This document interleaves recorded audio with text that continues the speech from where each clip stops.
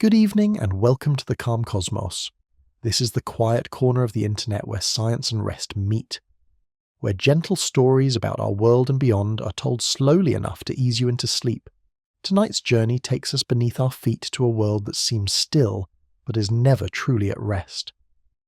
The topic is the restless Earth, a planet whose surface is forever shifting, drifting, and colliding in a dance so slow we hardly notice, yet so powerful it has shaped every mountain, ocean, and valley we know. Before we drift any further, I would love to know where in the world are you watching from, and what time of night or morning is it for you? It is always a wonder to imagine this shared experience stretching across time zones and continents. If you enjoy these quiet explorations, a gentle tap on the like button helps the channel more than you might think. If you're already subscribed, thank you for joining this sleepy little community, and if not, feel free to subscribe and click the bell so you don't miss the next calm voyage into science. Now, I should probably warn you, I hope this video isn't so interesting that it keeps you wide awake, but if it does, then at least you'll come away with some surprising knowledge to carry with you into tomorrow. So, settle in, let the outside world soften, and let the story begin. Have you ever wondered what secret motions are happening deep beneath the ground you walk on every day? The Earth may feel solid and still beneath your feet, but in truth it is a restless traveller. Its surface is made of giant slabs, tectonic plates that drift slowly but ceaselessly, reshaping the planet as they move. These drifting pieces of Earth's crust are older than any human civilization, and yet as alive with motion as the waves of the sea. In this calm exploration, we will unfold the story of these plates, how they were discovered, how they move, and how they have carved the face of the world. This is a tale of fire rising from the mantle, of continents pulling apart and colliding, of oceans born and mountains raised. It is also the story of how the hidden movements beneath us shape climate, guide the path of evolution, and even influence the myths that humans tell to explain trembling ground. The beauty of plate tectonics is not only in the science, but in its patience. While our lives play out in days and years, the Earth moves in spans of millions of years, quietly sculpting landscapes we take for granted. Tonight we will let those timescales stretch out before us, moving as slowly and steadily as the Earth itself, pausing where the science is curious and lingering where the imagination can take comfort. The restless Earth is not something to fear, but something to marvel at. It reminds us that even in silence and stillness the world is alive with motion. As you drift further into this story, let the thought of mountains rising, seas opening, and continents wandering be a quiet companion to your own journey, into rest. In the beginning, Earth was a place of fire. Imagine a young planet still glowing with the heat of its own birth. A ball of molten rock circling a young sun in a solar system full of chaos. Asteroids and comets crash down with relentless fury, stirring the surface and keeping it in a state of liquid turmoil. To stand there, if one somehow could, would be to witness a world in the making, a world too hot for oceans, too violent for life, and yet full of the raw materials that would one day build mountains, forests, and even ourselves. The planet formed about 4 billion years ago from the swirling dust and gas left over after the sun ignited. Gravity pulled this debris together bit by bit until clumps of rock collided and fused, growing into something large enough to be called a world. Those collisions were not gentle.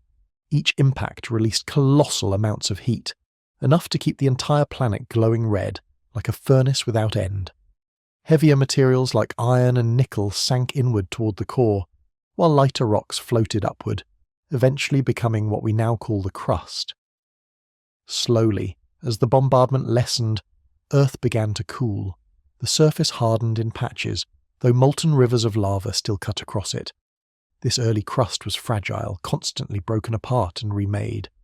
It was more like a cracked skin than a stable surface.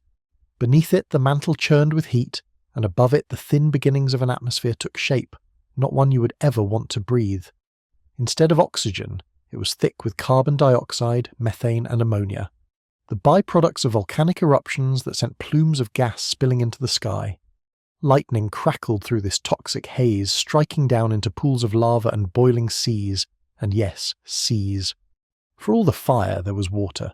Some of it came from volcanic steam that condensed into rain, falling for millions of years until it collected in low basins. Some of it was delivered by icy comets that struck Earth and melted away, leaving behind vast amounts of liquid water. Together, these sources filled the first oceans, perhaps shallow at first, but spreading wider and deeper as time went on. To imagine those first rains is to picture clouds that never parted, sheets of water falling onto a world still trembling with heat, hissing as it struck the half-cooled crust. Out of this meeting of fire and water, the surface of Earth slowly settled into something recognizable as a planet rather than a cosmic battleground. With oceans came change. Water softened the land, carving channels, breaking apart rocks, and carrying minerals back to the sea. Chemistry began to stir in ways that would one day lead to life, though that was still far in the future. For now, Earth was an infant world, covered by volcanic islands, restless seas, and skies filled with storms. The continents we know did not yet exist, but their foundations were forming, blocks of lighter rock rising above the heavier oceanic crust, like rafts on a molten sea. If one could look from space at that time, the Earth would have appeared very different from today. There were no wide continents stretching across the globe. Instead, there were clusters of rocky fragments shifting and colliding, merging into larger land masses. It was a restless puzzle still being put together. These early movements hinted at the drifting of continents that would one day become the slow heartbeat of geology. The crust was not a single solid piece, but a mosaic of parts, nudged and jostled by forces deep inside the planet. This was the beginning of something extraordinary, the restless nature of Earth itself. Unlike Mars with its quiet, frozen surface, or Mercury locked in silence near the Sun, Earth was set apart by its ability to change. The crust was thin enough to crack, the mantle hot enough to flow, and the core powerful enough to drive motion for billions of years. These conditions ensured that our planet would never remain still, that mountains would rise, oceans would open, and land would wander. The young Earth was both hostile and generous.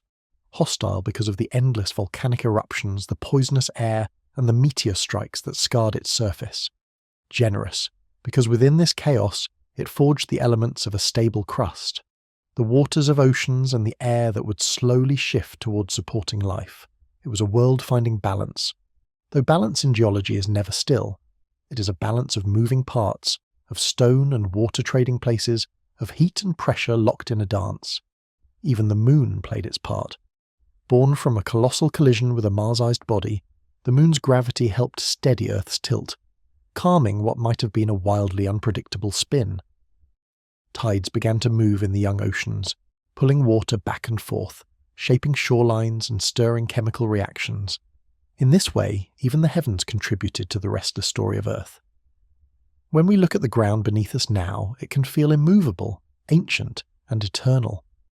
But the first hints of continental drift remind us that this is an illusion. Beneath the stillness lies motion.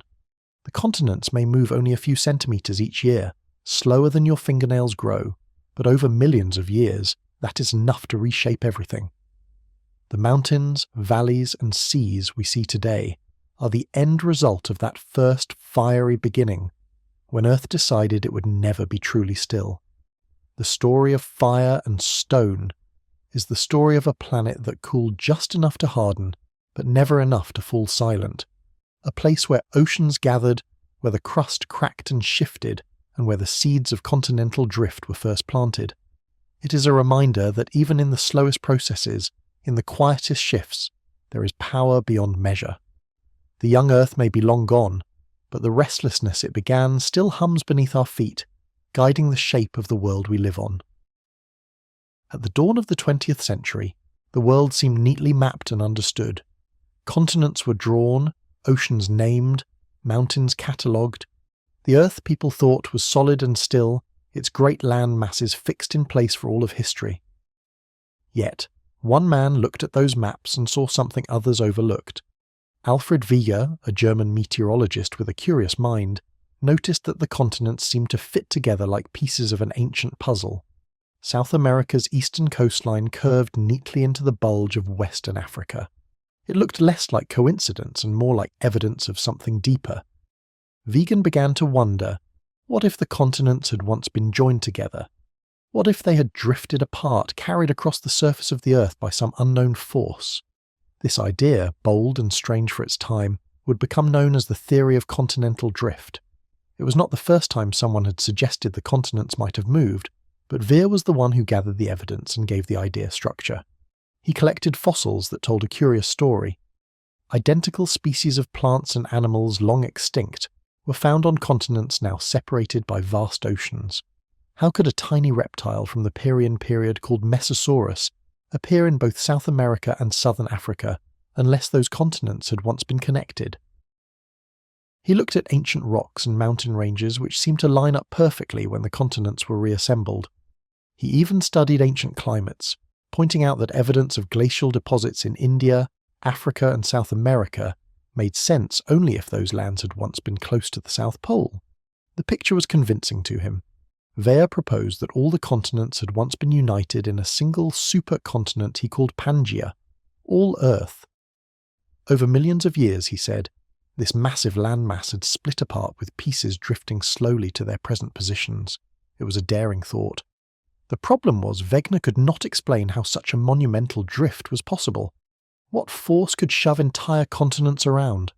His answer, vague at best, was that the continents ploughed through the oceanic crust like icebergs through water. Geologists were unimpressed. To them, the Earth's crust was solid and immovable.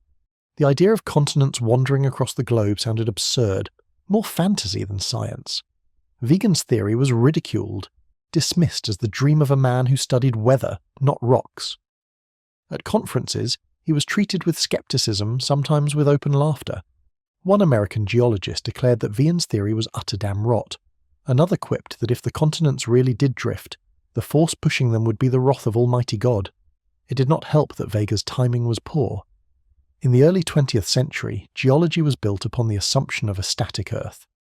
Mountains were thought to rise from the planet, shrinking as it cooled, like wrinkles forming on a drying apple. Oceans were considered permanent fixtures. To challenge these foundations was to challenge the very identity of the field. Wegener's critics were not just protecting ideas, they were protecting the pride of a discipline. And yet Wegener's evidence lingered. The fossil trails, the matching rocks, the puzzle piece continents, they did not go away simply because people ignored them. The seeds of his idea lay dormant, waiting for a new generation of discoveries to bring them to life. Wegener himself would never see that happen. He died in 1930 during an expedition to Greenland. His theory still considered a fringe idea, but science, like the Earth itself, is restless, and truth has a way of resurfacing. The turning point came in the mid-10th century, when technology allowed humanity to peer into the depths of the oceans. During and after the Second World War, navies mapped the seafloor in detail for the first time. What they found astonished them. Running down the middle of the Atlantic was a vast mountain chain thousands of kilometers long called the Mid-Atlantic Ridge. Similar ridges appeared in other oceans. The seafloor, far from being a flat, lifeless plain, was a landscape of mountains, trenches and valleys. Even more remarkable were the patterns in the rocks of the seafloor. As scientists studied the magnetic properties of oceanic crust, they discovered something odd. The iron-rich minerals in volcanic rocks aligned with Earth's magnetic field when the rock solidified. But Earth's magnetic field had flipped many times in the past, north becoming south, and then back again. The seafloor recorded these flips as stripes of alternating polarity running parallel to the ridges. Each stripe was a magnetic memory frozen into stone. This striped pattern revealed something extraordinary. New crust was forming at the ridges, pushing outward as molten rock rose and cooled. The seafloor was spreading, carrying the continents with it like passengers on a slow-moving conveyor belt. Suddenly, Wegener's drifting continents made sense. They were not ploughing through solid crust. They were riding on slabs of rock created and destroyed by deep earth processes. The pieces came together in the 1960s as the theory of plate tectonics emerged.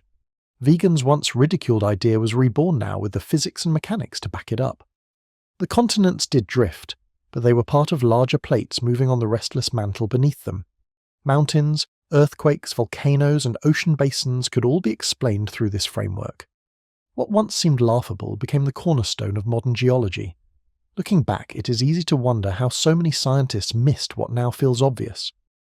But that is the nature of discovery. Ideas too bold for one generation can become the foundations of the next. Vega was not alive to see the vindication of his work, but his legacy is carved into every geology textbook and every map of tectonic plates. His vision of a dynamic Earth shifting and changing opened the door to a new way of understanding the planet. There is something poetic in this story. A man staring at maps dared to imagine the continents wandering across time. His peers laughed, but the Earth itself had the last word, whispering its truth through magnetic stripes on the ocean floor. Today, as we stand on what feels like solid ground, we know it is anything but. Beneath our feet lies motion, proven not by imagination alone, but by the hidden patterns of stone, recorded patiently over millions of years. The invention of tectonics was not a single spark, but a slow gathering of evidence, the gradual turning of skepticism into acceptance. It reminds us that science is never finished. What we dismiss today may be tomorrow's truth, waiting quietly beneath the surface until we are ready to listen. Just as the continents drift, so too does human understanding, carried along by curiosity and time. Beneath your feet lies a puzzle so vast and so slow-moving that it takes the span of millions of years for a single piece to slide into place. The surface of Earth, which feels so solid and unshakable, is in truth a mosaic of plates. Imagine the planet as a cracked eggshell, the one that is constantly being reshuffled by heat from within. These fragments are the tectonic plates, and together they form the restless skin of our world. There are 7 giant plates that dominate the surface. The African plate stretches across deserts and jungles, carrying the vast continent and pushing into the Atlantic Ocean. The North American plate holds not just the continent we know, but also much of the Atlantic sea floor. Its partner to the south, the South American plate, drifts westward toward the Pacific. The Eurasian plate is immense, spanning from the Atlantic all the way across to Asia, locked in a slow-motion dance with its neighbours. Beneath the Pacific itself lies the largest plate of all, the Pacific Plate, a slab of rock so vast it covers nearly 1/3 of Earth's surface. Then there is the Antarctic Plate circling in icy solitude, and the Indo-Australian Plate, which some geologists divide into 2. The Indian and Australian plates each playing their part in mountain building and ocean spreading. But the story does not end with these 7. Around their edges cluster smaller plates, fragments and slivers caught in the grinding gears of geology. The Nazca Plate off the west coast of South America, the Cocos Plate near Central America, the Philippine Sea Plate, the Caribbean Plate. These and many more remind us that the planet is not neatly divided into just a handful of pieces. It is a living puzzle with dozens of parts. Some large enough to carry whole continents, others just shards slipping between giants. What makes this puzzle extraordinary is not just that the pieces exist, but that they are always on the move. Each plate drifts a few centimetres every year, carried by the slow churning of the mantle below. Over human lifetimes, that motion is imperceptible, but over geological time, it adds up to the shifting of entire oceans and the birth of towering mountain ranges. The edges of the plates are where the drama unfolds. Far from being quiet, it seems, these boundaries are zones of creation, destruction, and transformation. There are 3 main kinds of edges, each with its own character. At divergent boundaries, plates move apart. Here, new crust is born as molten rock wells up from below, hardening into ridges that stretch across the ocean floor. The Mid-Atlantic Ridge is the most famous example, a scar running down the middle of the Atlantic Ocean, where Europe and Africa slowly drift away from the Americas. It is hard to imagine an entire ocean widening before our eyes. Yet each year the Atlantic grows just a little wider, its edges pulled apart by this invisible force. Then there are convergent boundaries, the great collisions of geology. At these edges, plates push against one another, and something must give.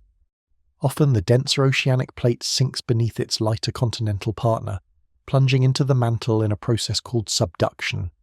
This recycling of crust fuels chains of volcanoes like those that ring the Pacific in a fiery horseshoe. In other cases, when 2 continents collide, neither is willing to sink. Instead, the land crumples upward, forming mountain ranges that seem to defy time itself. The Himalayas, the tallest mountains on Earth, are the direct result of the Indian plate pressing into Asia, a collision that continues to this day. The third type of boundary is transform, where plates slide past each other. There is no creation or destruction of crust here, only grinding motion. These edges are notorious for earthquakes as stress builds along faults until it is released in sudden jolts. The San Andreas Fault in California is perhaps the most famous example where the Pacific Plate slides northward past the North American Plate, carrying Los Angeles ever close to San Francisco, though only at the pace of a fingernail's growth each year. Each boundary type has its own story to tell. Divergent zones create, convergent zones destroy, and transform zones shuffle. Yet together they form a balanced system, a restless cycle of renewal and change. Without them, the surface of the Earth would be stagnant, lifeless, a silent shell like the crust of the moon. Instead, the puzzle pieces grind, stretch, and collide, giving rise to earthquakes, volcanoes, and mountains, and keeping the planet's surface young and ever-changing. It is at the boundaries that we see the pulse of the Earth most clearly. Along mid-ocean ridges, black smokers belch superheated water into the deep, feeding ecosystems that thrive without sunlight. Along subduction zones, deep-sea trenches mark the descent of crust into the abyss, while arcs of volcanoes rise above. Their eruptions both destructive and creative. Along transformed faults, cities tremble as the hidden stresses of geology are released in an instant. These edges remind us that the Earth beneath our feet is not a passive stage, but an active participant in the story of life. The great puzzle of tectonic plates is one of the most elegant discoveries in science. It unites seemingly separate phenomena, earthquakes, volcanoes, mountain ranges, and ocean trenches into a single interconnected framework. What once looked like unrelated mysteries are now understood as different expressions of the same underlying restlessness. To picture Earth's surface as a puzzle is to appreciate its complexity. Each piece is distinct, yet none can move without affecting its neighbours. The Pacific Plate collides with South America, raising the Andes. The African Plate splits apart in East Africa, birthing a new ocean in the making. The Antarctic Plate spins quietly at the bottom of the world, edged by a necklace of spreading ridges. Every boundary tells a story, and together they write the history of our planet. And yet, despite how much we know, there remains something mysterious in this puzzle. The plates are vast beyond comprehension, moving with patience that defies human timescales. To us, the ground is steady, but to the Earth, it is in constant flux. The restless boundaries where the action happens are invisible most of the time, hidden beneath oceans or buried beneath mountains, yet they shape every landscape we see. It is easy to think of puzzles as something finished once all the pieces are placed. But Earth's puzzle has no final picture. It is a work in progress, endlessly rearranged, never complete. The pieces slide and grind, split and collide, creating new shapes and erasing old ones. The puzzle beneath us is alive, and in its slow, ceaseless shifting, it reminds us that nothing on Earth is truly fixed, not even the ground we stand on. Deep beneath the crust, far below the continents and oceans, lies the true engine of Earth's restlessness. To the human eye, the mantle is hidden, invisible, a place of silence. Yet in reality, it is anything but silent. It is a slow, swirling ocean of rock, not liquid exactly, but soft enough under pressure and heat to flow like warm wax. This vast mantle, stretching nearly 3,000 kilometers from crust to core, is what keeps the plates above in motion. Without it, Earth would be still, a cold and lifeless shell. The mantle is heated from below by the core, where temperatures rival the surface of the sun. That heat does not stay put. It rises upward in giant currents, just as steam lifts from a boiling pot, or warm air drifts toward the ceiling. Rock in the mantle behaves the same way, though at a speed that would make glaciers look quick. Hot material slowly rises, cooler material sinks, and this convection sets the surface drifting like rafts on a sluggish tide. It is strange to think that something as solid, seeming as stone, could move in such a way. But under immense pressure and at extreme temperatures, rock is not rigid. It creeps, stretches, and bends.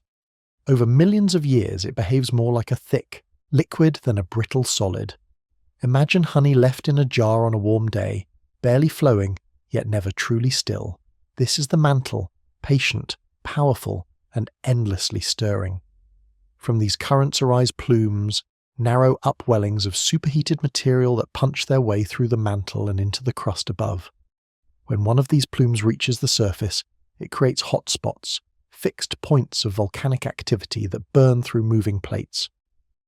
The Hawaiian Islands are a perfect example. As the Pacific Plate drifts northwest, the hotspot stays put, creating a trail of volcanoes that form a chain across the ocean.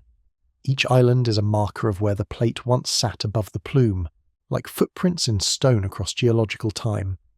Other plumes have reshaped entire continents. The vast lava fields of India, known as the Deccan Traps, were created by a hotspot eruption so immense it may have contributed to the extinction of the dinosaurs. In Iceland, a hotspot rising beneath the mid-Atlantic ridge fuels constant volcanic activity, splitting the island in two even as new crust is born beneath it. These fiery anomalies remind us that the mantle is not uniform. It is a restless sea dotted with rising plumes and sinking slabs, each one stirring the great pot of Earth. The mantle also acts as a conveyor belt for crust. At mid-ocean ridges, molten rock wells up and hardens into new seafloor. This fresh crust is pushed outward, sliding away from the ridge as more material takes its place. At subduction zones, the conveyor turns downward, pulling old crust into the depths to be melted and recycled. The plates ride this cycle endlessly, created, carried, and destroyed by the currents below. It is a system that has run for billions of years, and without it, our planet would look nothing like it does today. Why, though? Does this conveyor belt move so slowly? Plates drift at just a few centimeters a year, a pace almost comically sluggish. The answer lies in the sheer scale of the forces involved. The mantle is vast, and its currents operate on timescales far beyond our perception. The heat from the core rises steadily but not quickly, and the rocks of the mantle, though soft under pressure, are still resistant. It is as though an entire planet is caught in a slow-motion tug-of-war with gravity, heat, and pressure all playing their part. Yet over time, those few centimeters add up. In a single human lifetime, a plate might shift only the width of your hand. But across 1,000,000 years, it moves tens of kilometers. Across hundreds of millions, oceans open, mountains rise, and continents drift from pole to pole. What feels to us like stillness is to the Earth a steady heartbeat, each pulse carrying the surface into a new arrangement. The deep engine is not uniform or predictable. Sometimes it speeds up, sometimes it slows. Slabs of cold crust sinking into the mantle can drag plates more quickly, while plumes of hot rock can force sudden bursts of volcanic activity. In some places the mantle may even split into complex patterns of swirling flow, creating hotspots in unexpected locations. Though scientists have mapped much of the mantle using seismic waves, much remains mysterious. It is a hidden world, glimpsed only through vibrations and the clues left behind on the surface. There is something almost poetic about the way this engine works. Heat from Earth's fiery heart rises, cools, and sinks, creating a cycle that has no end. From this endless stirring comes the movement of continents, the birth of oceans, and the rise of mountains. The mantle is like the unseen breath of the planet, exhaled slowly through volcanoes, inhaled again as crust sinks back into the deep. For all its power, the deep engine is also fragile in its balance. Too much heat and the crust would be torn apart too quickly. Too little, and the planet would stagnate, its surface frozen in silence. Our Earth exists in the sweet spot, restless enough to renew itself, steady enough to sustain life. It is this delicate balance that has allowed oceans to cycle, climates to shift, and life to flourish. When you stand on the ground and feel the illusion of stillness, remember that far beneath you the mantle churns like an eternal tide. It pushes the continents together and pulls them apart. It builds mountains and opens seas. It is the unseen hand that writes the history of Earth, centimetre by centimetre, year by year, without pause or rest. The slow drift of plates may seem trivial compared to the speed of our daily lives. But without that drift, there would be no Himalayas, no Pacific Ring of Fire, no Atlantic Ocean stretching wide. The deep engine ensures that Earth is not a static sphere but a living, breathing world. And though it moves at the pace of eternity, its influence shapes every landscape, every coastline, and every horizon we see. The restless Earth begins in silence deep below in the dark currents of the mantle. It is there that the story of drifting continents and shifting seas takes root. It is there that the patient heat of the core fuels the grand slow dance of the plates. And it is there, hidden from sight that the engine hums on, reminding us that stillness is never truly still. There are places on Earth where the planet is quietly tearing itself apart. They are not marked with flashing signs or warnings, and most lie hidden beneath the oceans. Yet they are among the most important features of our restless world. These are the divergent boundaries, places where tectonic plates drift away from one another, pulling the crust apart and leaving space for new Earth to be born. It may sound dramatic, but it happens with such calm regularity that our entire planet has been reshaped by it. Cyme by cyme, ridge by ridge over hundreds of millions of years. The most famous example lies in the heart of the Atlantic Ocean, stretching like a vast scar from the icy north, all the way down to the southern tip of the planet. The Mid-Atlantic Ridge is a mountain chain longer than anything on land. It winds across the seafloor for tens of thousands of kilometers, its peaks hidden beneath waves, its valleys home to creatures that thrive in total darkness. This ridge is no ordinary mountain range. It is a seam, a place where the Atlantic Ocean is opening wider with each passing year. Europe and Africa drift eastward, while the Americas slide away to the west, carried on plates that creep apart at the speed of a fingernail's growth. What makes this ridge remarkable is the process at its heart. Beneath it, molten rock from the mantle rises to fill the gap left by the separating plates. When this molten material cools, it hardens into new crust. In this way, the seafloor is constantly renewed, pushed outward from the ridge like pages on a conveyor belt. The crust near the ridge is young and fresh, while that at the edges of the ocean is ancient, having drifted for hundreds of millions of years before finally meeting its end in a subduction zone. This birth of new crust is not just a geological curiosity, it is the engine that drives the widening of oceans. Without it, there would be no Atlantic as we know it. The land masses of the world would still be locked together in ancient configurations with no open sea between them. The Mid-Atlantic Ridge is proof that Earth is never finished, that it is always remaking itself in stone and water, and the ridge is not alone. Similar divergent boundaries crisscross the seafloor in every ocean. The East Pacific Rise, the Indian Ocean Ridge, and countless smaller rifts all mark places where Earth splits open to create a new. Together they form a global network of seams, a hidden pattern beneath the waves. The total length of these ridges is greater than all the rivers on Earth combined. Yet most of them are unseen, their presence revealed only by sonar maps and seismic activity. Life too has found a way to thrive in these places of rupture. Along the ridges, hydrothermal vents spew superheated water rich in minerals, creating alien ecosystems that survive without sunlight. Giant tube worms, blind shrimp, and strange bacteria gather around these black smokers, drawing energy not from the sun, but from the chemical reactions of the deep. In a way, the tearing of the crust has given birth not only to new seafloor, but also to entire communities of life sustained by the hidden furnace of the mantle. While most divergent boundaries are concealed beneath oceans, one remarkable rift can be seen on land. In eastern Africa, a great crack is splitting the continent apart. The East African Rift stretches thousands of km from the Red Sea, down through Ethiopia, Kenya, Tanzania, and beyond. Here, the African plate is slowly being torn into two, with the smaller Somali plate drifting eastward. Lakes fill the low spots, volcanoes rise along the edges, and the land itself is pulled apart by forces so slow and steady that they can scarcely be felt from one human lifetime to the next. Yet the results are unmistakable. Lake Tangana, one of the deepest lakes in the world, lies in a rift valley created by this slow tearing. The Great Rift Valley of Kenya is another visible scar marked by steep cliffs and fertile plains. Over millions of years, this rift will widen until seawater rushes in and a new ocean is born. One day, the Horn of Africa may be an island separated from the mainland by a stretch of sea, where now there are only fields, villages, and wild savas. To imagine such a transformation is to glimpse the patience of the planet. Oceans opening not with a roar, but with a whisper stretched over millennia. These rifts remind us that continents are not eternal fixtures. They are as restless as the oceans, splitting, drifting, and recombining in endless cycles. The land we consider permanent is in reality just one chapter in a story that spans billions of years.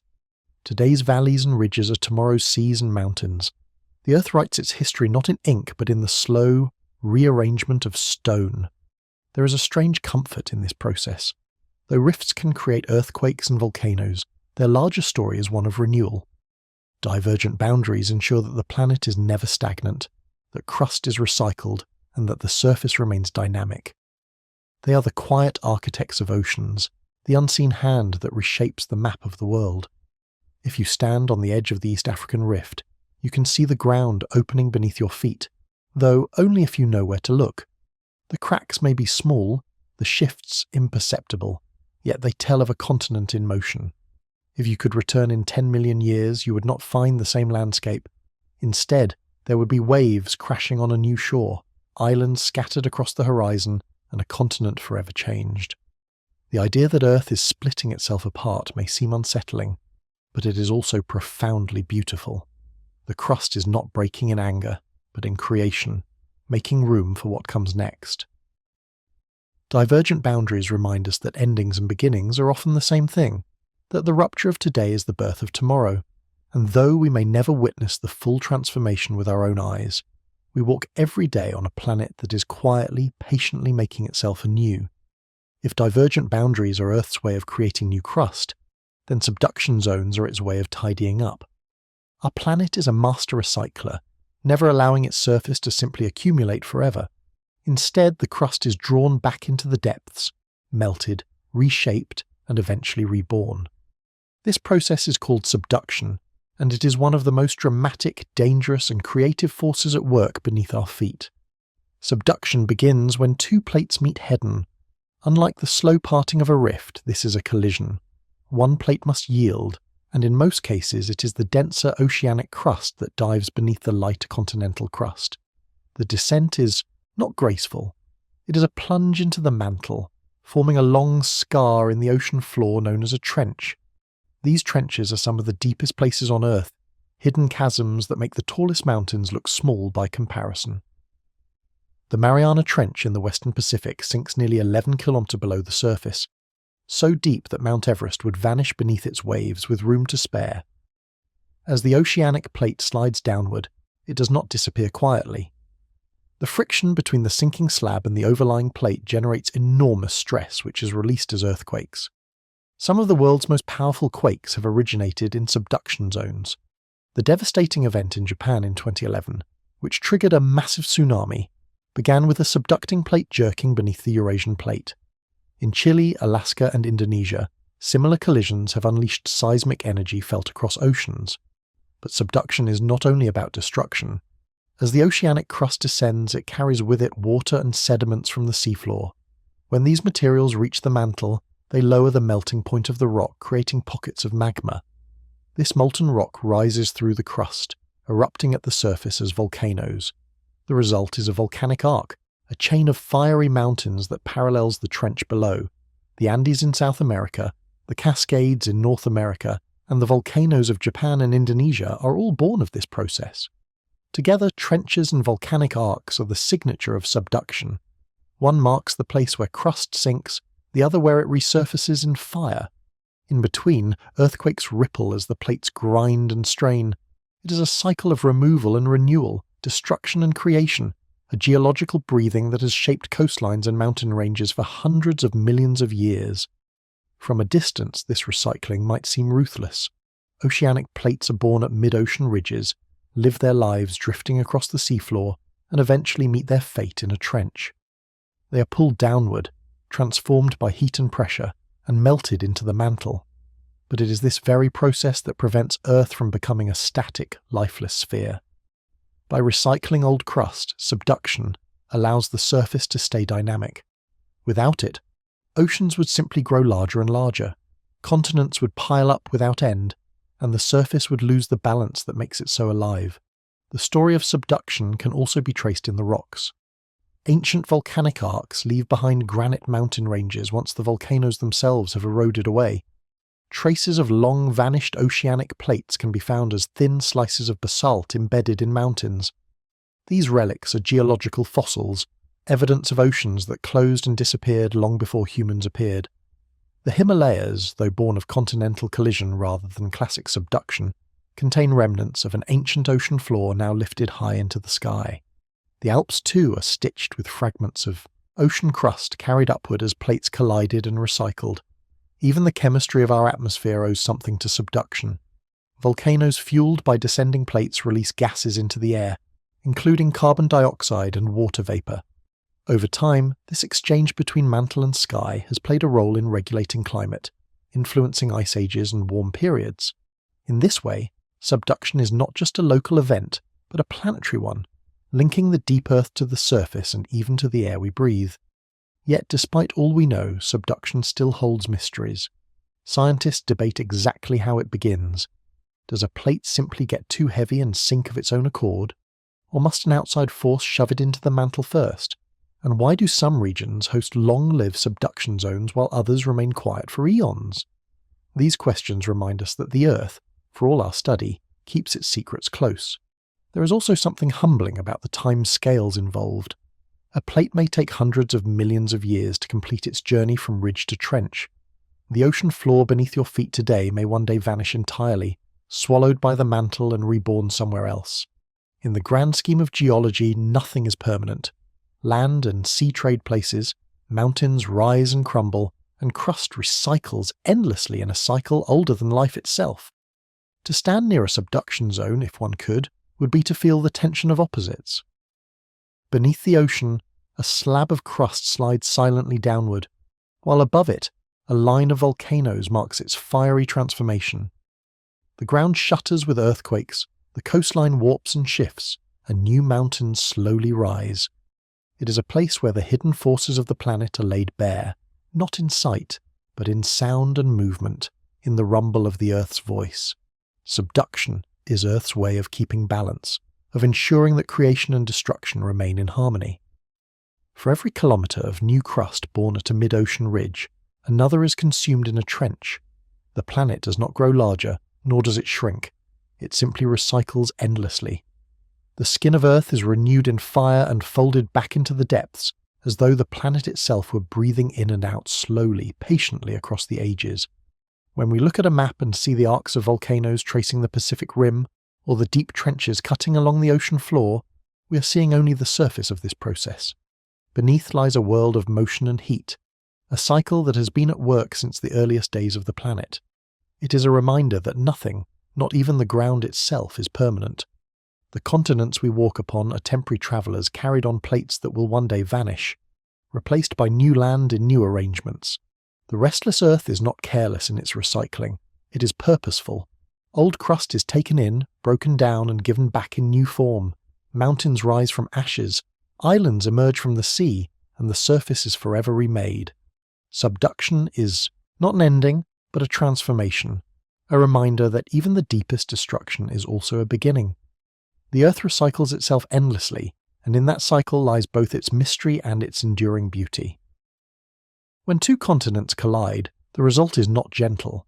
It is not the quiet slipping of plates beneath oceans, or the slow stretching of a rift. It is the meeting of equals, each refusing to yield, each too buoyant to sink into the mantle. And when continents lock horns, the Earth responds by crumpling and folding, thrusting the crust upward into vast chains of mountains. This process is known as orogeny, mountain building, and it is one of the most awe-inspiring consequences of plate tectonics. The most famous example towers over Asia, the Himalayas. These immense peaks are the direct product of a colossal collision that began about 50 million years ago when the Indian plate slammed into the Eurasian plate. Before that encounter, India had been a separate island continent drifting northward across the Tethys Ocean. It moved quickly by geological standards, racing north at nearly 15 centimeters a year. Eventually the gap closed, the ocean disappeared, and the two continents met with unstoppable force. With neither plate able to subduct, the crust had only one option: it had to go up. The result was the birth of the Himalayas, a mountain range so vast it reshaped not only the land but the climate of the entire planet. Even today, the collision continues. The Indian plate is still pushing into Asia, and the Himalayas still rise, growing a few millim taller each year. For climbers, this means the world's highest peaks like Everest and K2 are not frozen monuments, but works in progress, slowly climbing toward the sky. For geologists, it is a reminder that mountains are not just remnants of ancient upheaval. They are active, living landscapes caught in the grip of forces far greater than themselves. But orogeny is not limited to Asia. Across the globe, mountain chains tell the stories of past collisions. The Alps formed when the African plate nudged into Europe, folding up rocks and leaving behind a landscape of jagged peaks and valleys. The Appalachians, older and more worn, are the eroded remains of a collision that once rivaled the Himalayas, when North America and Africa joined in the supercontinent Panga. Though time has softened them into rolling hills, their rocks still whisper of a violent birth long ago. The mechanics of mountain building are varied, but the essence is the same. Immense pressure forces rocks to bend, fold, and fracture. Layers of sedimentary rock that once lay flat at the bottom of ancient seas are shoved skyward, tilted into improbable angles, or even stacked one on top of another in great sheets. Whole sections of crust may thrust forward like giant wrinkles on the skin of the earth. Over time, erosion shapes these new ranges. Rivers cutting deep valleys, glaciers carving ridges, wind and rain smoothing sharp edges into gentler forms. But beneath that sculpting, the upward push continues, keeping mountains alive against the forces that try to wear them down. This balance between uplift and erosion is why mountains can endure for so long. The Himalayas rise as fast as rivers, and weather can wear them down. If the collision ceased, the peaks would eventually crumble, ground down to plains over tens of millions of years. But as long as plates continue to collide, the rise and fall remain in balance and the mountains endure. In this way, the tallest ranges on Earth are both fragile and eternal, always changing, never finished. The collision of continents does more than build mountains. It reshapes climates, diverts rivers, and even influences life itself. The uplift of the Himalayas, for instance, altered wind patterns and monsoon cycles across Asia, creating fertile plains that became home to great civilizations. The erosion of young mountains supplies rivers with sediments, nourishing farmlands downstream. Even global carbon cycles are affected as fresh rock exposed by uplift reacts with the atmosphere, slowly drawing down carbon dioxide and influencing Earth's long-term climate. Mountains are not just scenery, they are engines of planetary change. The collision of India and Asia is particularly powerful because of its scale. The Indian plate is still moving north, bulldozing its way into Eurasia, and the impact zone stretches thousands of kilometers. Earthquakes ripple through the region, sudden reminders that the collision is far from over. Entire cities sit atop the grinding fault lines created by this slow-motion crash. For the people who live in the shadow of the Himalayas, the mountains are both a source of wonder and a source of danger. Majestic yet restless neighbours that can shake the ground without warning. Yet even as they threaten, mountains inspire. They rise as symbols of endurance, their peaks touching the sky, their valleys sheltering life. Poets, mystics, and travellers have looked to them as places of mystery and transcendence. For climbers, they represent the ultimate challenge. For scientists, they are windows into deep time, their folded rocks preserving records of vanished oceans and ancient collisions. Each layer of stone is a page in Earth's history, tilted and lifted for all to see. It is curious to think that mountains, which seem so solid, are products of motion. They are monuments to movement, the outcome of continents drifting and colliding. Their grandeur is born not of stillness but of conflict, not of permanence but of ceaseless change. And though they may seem timeless to us, they too will fade. One day the Himalayas will erode, their peaks ground down into sediments carried to the sea, just as the once mighty Appalachians were worn into gentle ridges. But for now they rise, remind us that the ground beneath us is never still. Why do mountains keep rising even today? Because the forces that created them are ongoing. The plates continue to push, the crust continues to crumple, and the mantle below continues to drive the motion. Mountains are caught in a constant tug-off war. Uplift pulling upward, erosion dragging downward. For as long as the balance tips toward uplift, the peaks will climb higher, defying gravity in their patient ascent. The story of colliding continents is one of power, patience, and transformation. It is a story written in stone, visible in the jagged skylines of young ranges and the softened hills of old ones. It reminds us that the landscapes we cherish are not fixed backdrops but active creations forged in slow battles beneath our feet. The Himalayas may tower as the greatest symbol of this process, but every mountain range has its own tale of collision and uplift, its own chapter in the restless history of Earth. When we gaze at the mountains, we are looking at the frozen moment of impact, the crust mid-crumple, the Earth caught in the act of reshaping itself, and as the sun sets on their peaks, glowing with colours that shift by the hour, it is worth remembering that they are still rising, still changing, still writing their story in stone. Mountains are not simply there, they are becoming, and in their becoming lies the wonder of a planet forever in motion. For most of the time, the ground beneath us is steady, reliable, a surface we rarely question. But every so often, it reminds us that it is alive with motion. An earthquake is the sudden release of tension built up over years, decades, or even centuries, a jolt of energy that ripples through the crust. It arrives without ceremony, shaking cities, toppling buildings, and shifting landscapes in moments. These sudden quakes are the most immediate reminder that Earth is restless, and that the calm under our feet is only an illusion. The story begins with faults, those invisible cracks where tectonic plates grind against one another. Plates do not slide smoothly like well-oiled gears.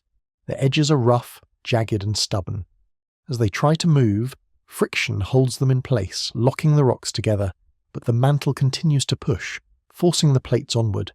Stress builds, slowly, bending and straining the crust until it can no longer resist.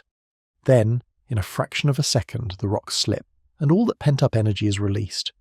The result is an earthquake, the ground trembling as seismic waves race outward. These waves travel in different ways. Primary waves, or P waves, move quickly, compressing and expanding the ground like a spring. Secondary waves, or S waves, follow, shaking the Earth side to side.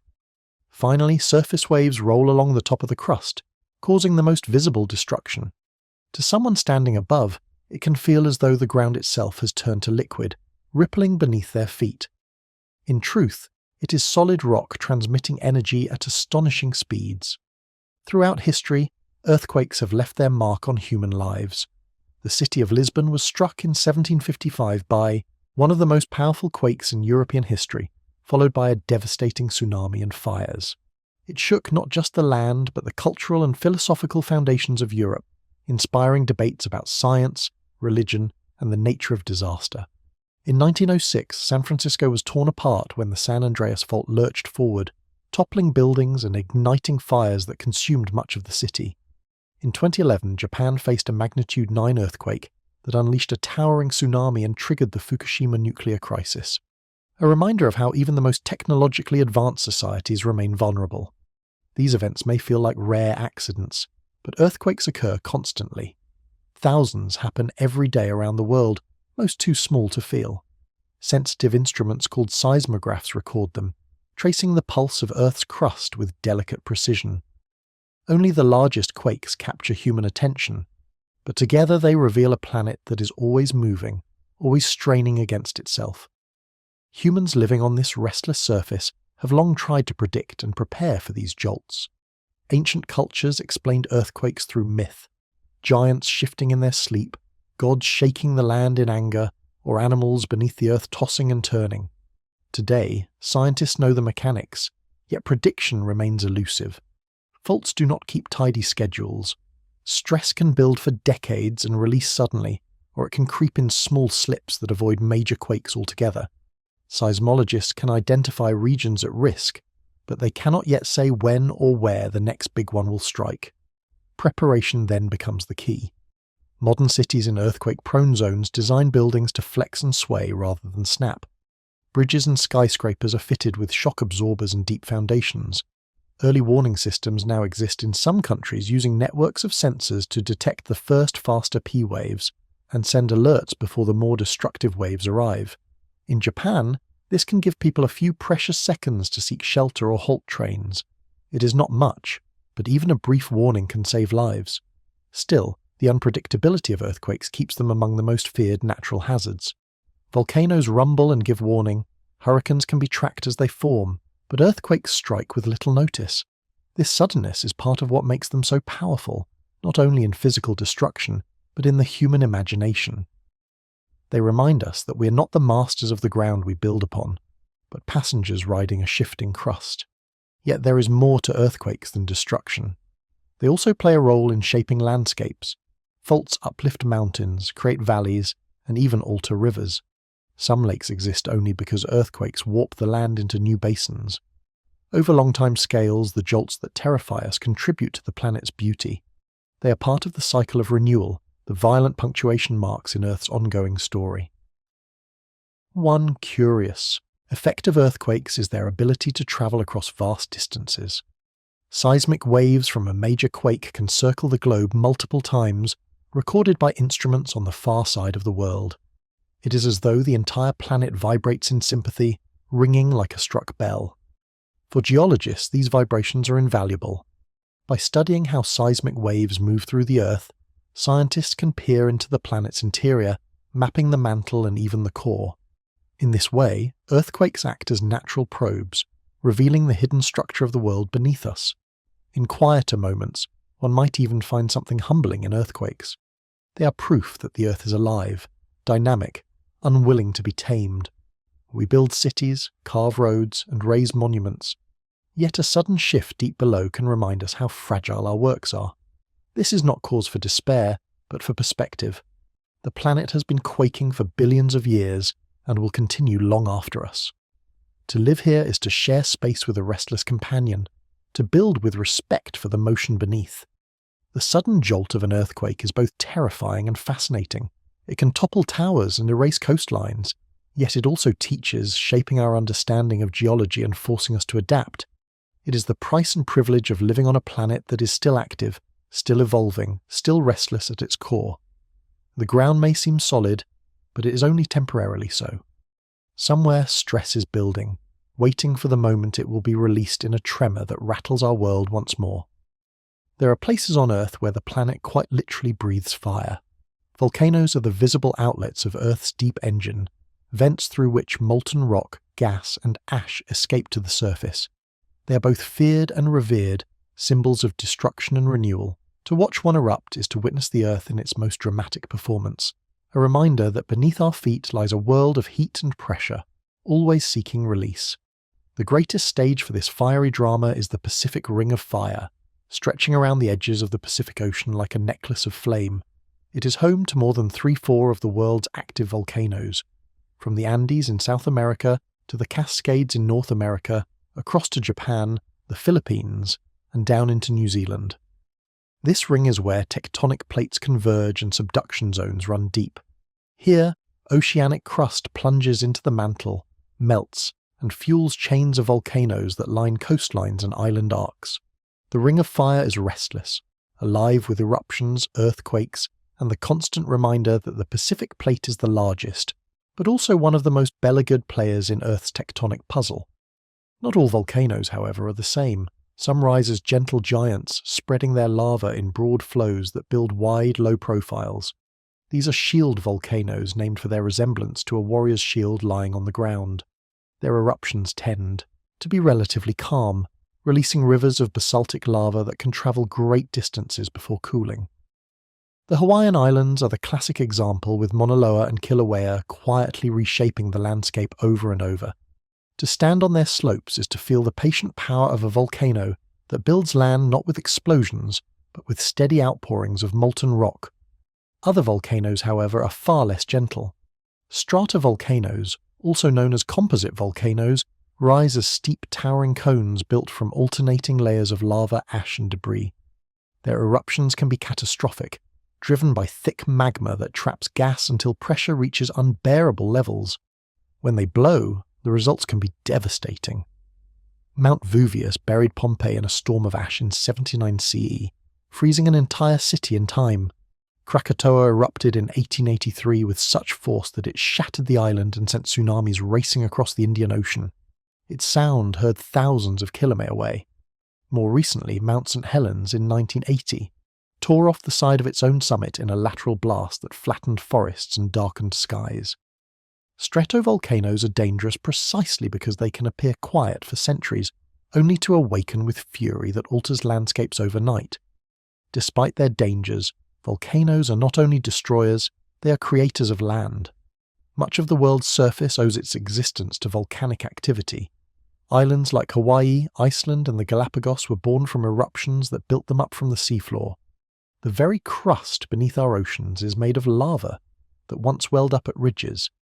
Even continents bear scars of ancient volcanic provinces where massive outpourings of lava once reshaped entire regions.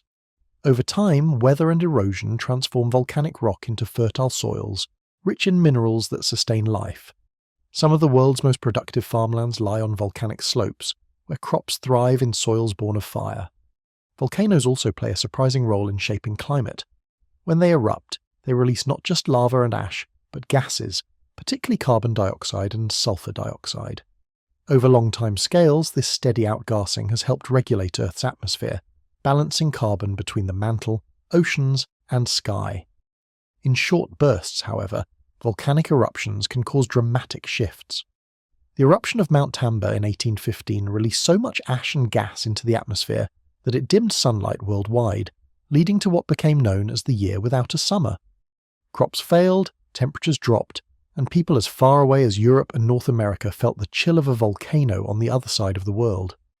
The dual nature of volcanoes, as both creators and destroyers, has given them a special place in human imagination. Myths and legends often describe them as the dwelling places of gods or spirits. Cultures living near active volcanoes developed stories to explain their behavior. From Pele, the fiery goddess of Hawaiian lore, to Japanese tales of Mount Fuji's divine presence. Even today, volcanoes inspire both awe and respect. People build cities in their shadows drawn by fertile soils and strategic locations. Despite the risks, the knowledge that fire may one day return is balanced by the gifts volcanoes provide. Scientifically, volcanoes are also windows into Earth's interior. When magma erupts, it carries with it minerals and gases from deep within the mantle, clues to processes we cannot otherwise see. By studying volcanic rocks, scientists learn about the composition of Earth's interior, the cycling of elements, and the forces driving tectonic motion. In a way, volcanoes are the planet's storytellers, speaking in lava and ash of things hidden far below. To stand at the edge of an active volcano is to confront Earth's raw power. The ground trembles, gases hiss from vents, and molten rock glows with an intensity that seems almost alive. Yet, there is also beauty in this danger. New land forming, islands rising from the sea, night skies lit by fountains of lava. Volcanoes are a reminder that creation often comes hand in hand with destruction, that renewal requires change, and that the surface we live upon is never truly finished. Around the Ring of Fire, from Alaska to Chile to Japan, this cycle continues. Shield volcanoes spread their gentle flows. Stratovolcanoes bee their time until their next eruption, and countless submarine volcanoes bubble quietly beneath the waves. Together they shape coastlines, feed ecosystems, and influence climates. They are not accidents of geology, but essential components of Earth's living system, recycling material, releasing gases, and building the very land we stand on. The restless Earth expresses itself most vividly through volcanoes. They are the planet's breath made visible. Fire from below that both threatens and sustains. They connect the deep mantle to the surface, the unseen to the seen, the hidden engine to the world we know. And as long as the Earth's core remains hot, as long as plates move and mantle plumes rise, volcanoes will continue to erupt. Sometimes quietly, sometimes explosively, but always as part of the great rhythm of a planet that never truly rests. Beneath the waves lies a world as vast and mysterious as outer space. The ocean floor, hidden beneath kilometers of water, is not a flat and featureless plain, but a landscape of mountains, valleys, and chasms more dramatic than anything on land. It is a realm where the restless movements of tectonic plates are written into stone, where fire and water meet, and where life has found ways to flourish in the most unlikely of places. Most of the seafloor is made up of abyssal plains, wide stretches of flat terrain that cover much of the deep ocean. They may seem monotonous, but they are among the smoothest, most extensive surfaces on the planet. These plains are blanketed with fine sediments that drift down over millions of years, burying older features and creating a quiet, level floor. Yet even here, the serenity is deceptive.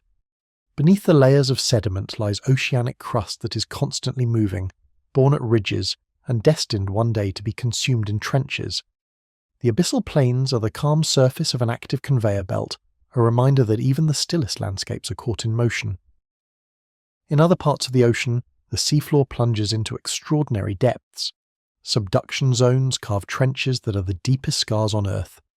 The Mariana Trench in the western Pacific is the most famous, dropping almost 11 kilometers into the dark, a depth so extreme that only a handful of humans have ever visited. Trenches are places of immense pressure, where slabs of crust vanish into the mantle, dragging sediments, seawater, and even bits of the biosphere down with them. They are the planet's great recycling bins, places where the skin of Earth is swallowed whole, only to be reborn elsewhere. Balancing these abysses are the mid-ocean ridges, immense mountain chains that run through every ocean like seams on a baseball.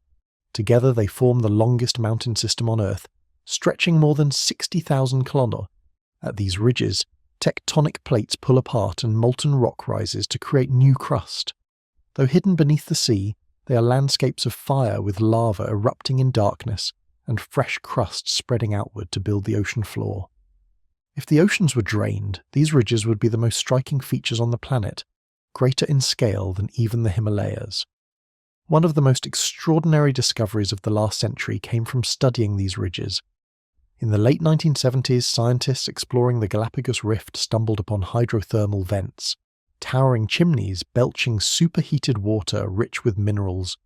To their astonishment, they also found thriving ecosystems clustered around these vents.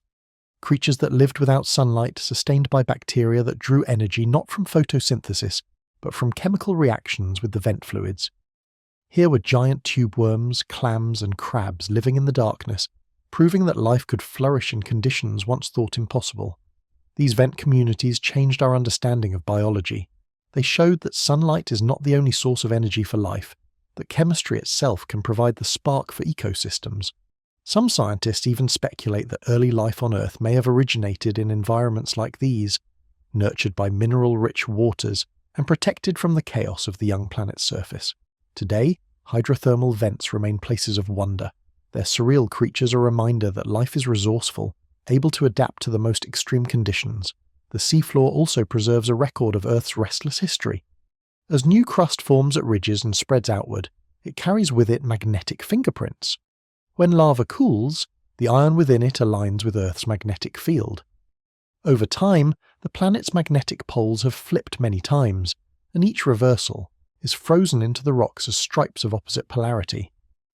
These magnetic patterns, mirrored on either side of ridges, provide a timeline of seafloor spreading, proof of how oceans grow and change. Sediments too hold clues.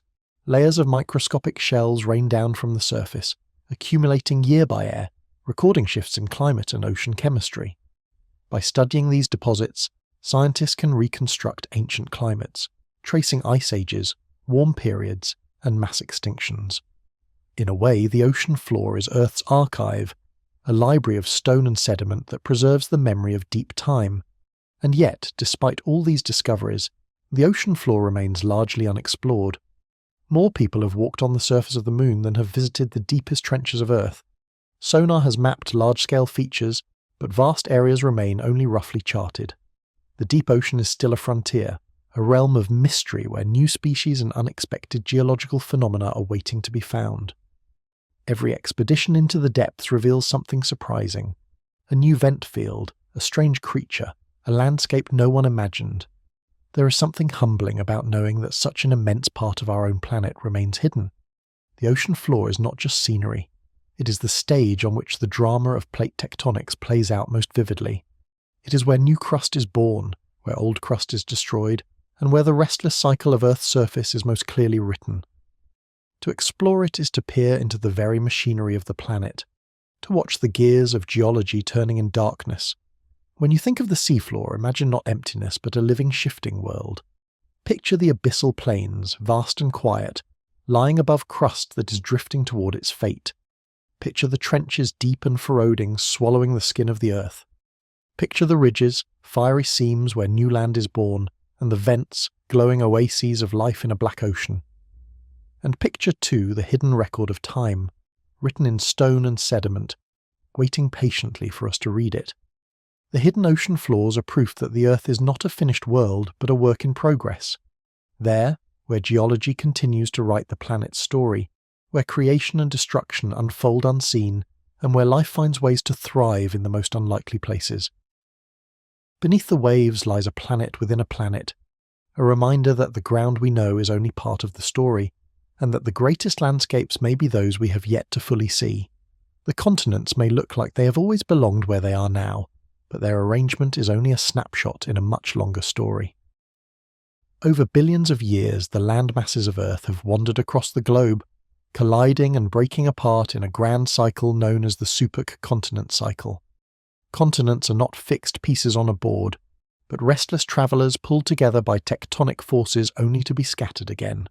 This cycle has repeated itself many times, reshaping the face of the planet and influencing everything from climate to the course of evolution. One of the most famous supercontinents is Pangaea, a vast land mass that formed about 300 million years ago. Its name means all Earth, and it lived up to its title. Nearly all the continents we know today were fused into one colossal expanse stretching from pole to pole. The interior of Pangaea was likely dry and harsh, far from the moderating influence of the ocean. Deserts stretched across its heart while coasts teemed with life. Pangaea was home to early reptiles, giant amphibians, and the ancestors of dinosaurs. It was a world united by land. Yet, its very size created climates and ecosystems unlike anything we know today. But Pangaea was not the first. Before it, there was Gondwana, which began assembling more than 500 million years ago. Gondwana brought together what is now South America, Africa, Antarctica, Australia, and the Indian subcontinent. It dominated the southern hemisphere, its breakup later sending fragments drifting northward to join other continents. And before Gondwana, there was an even older configuration called Rodinia, dating back more than 1 billion years, long before complex life filled the seas.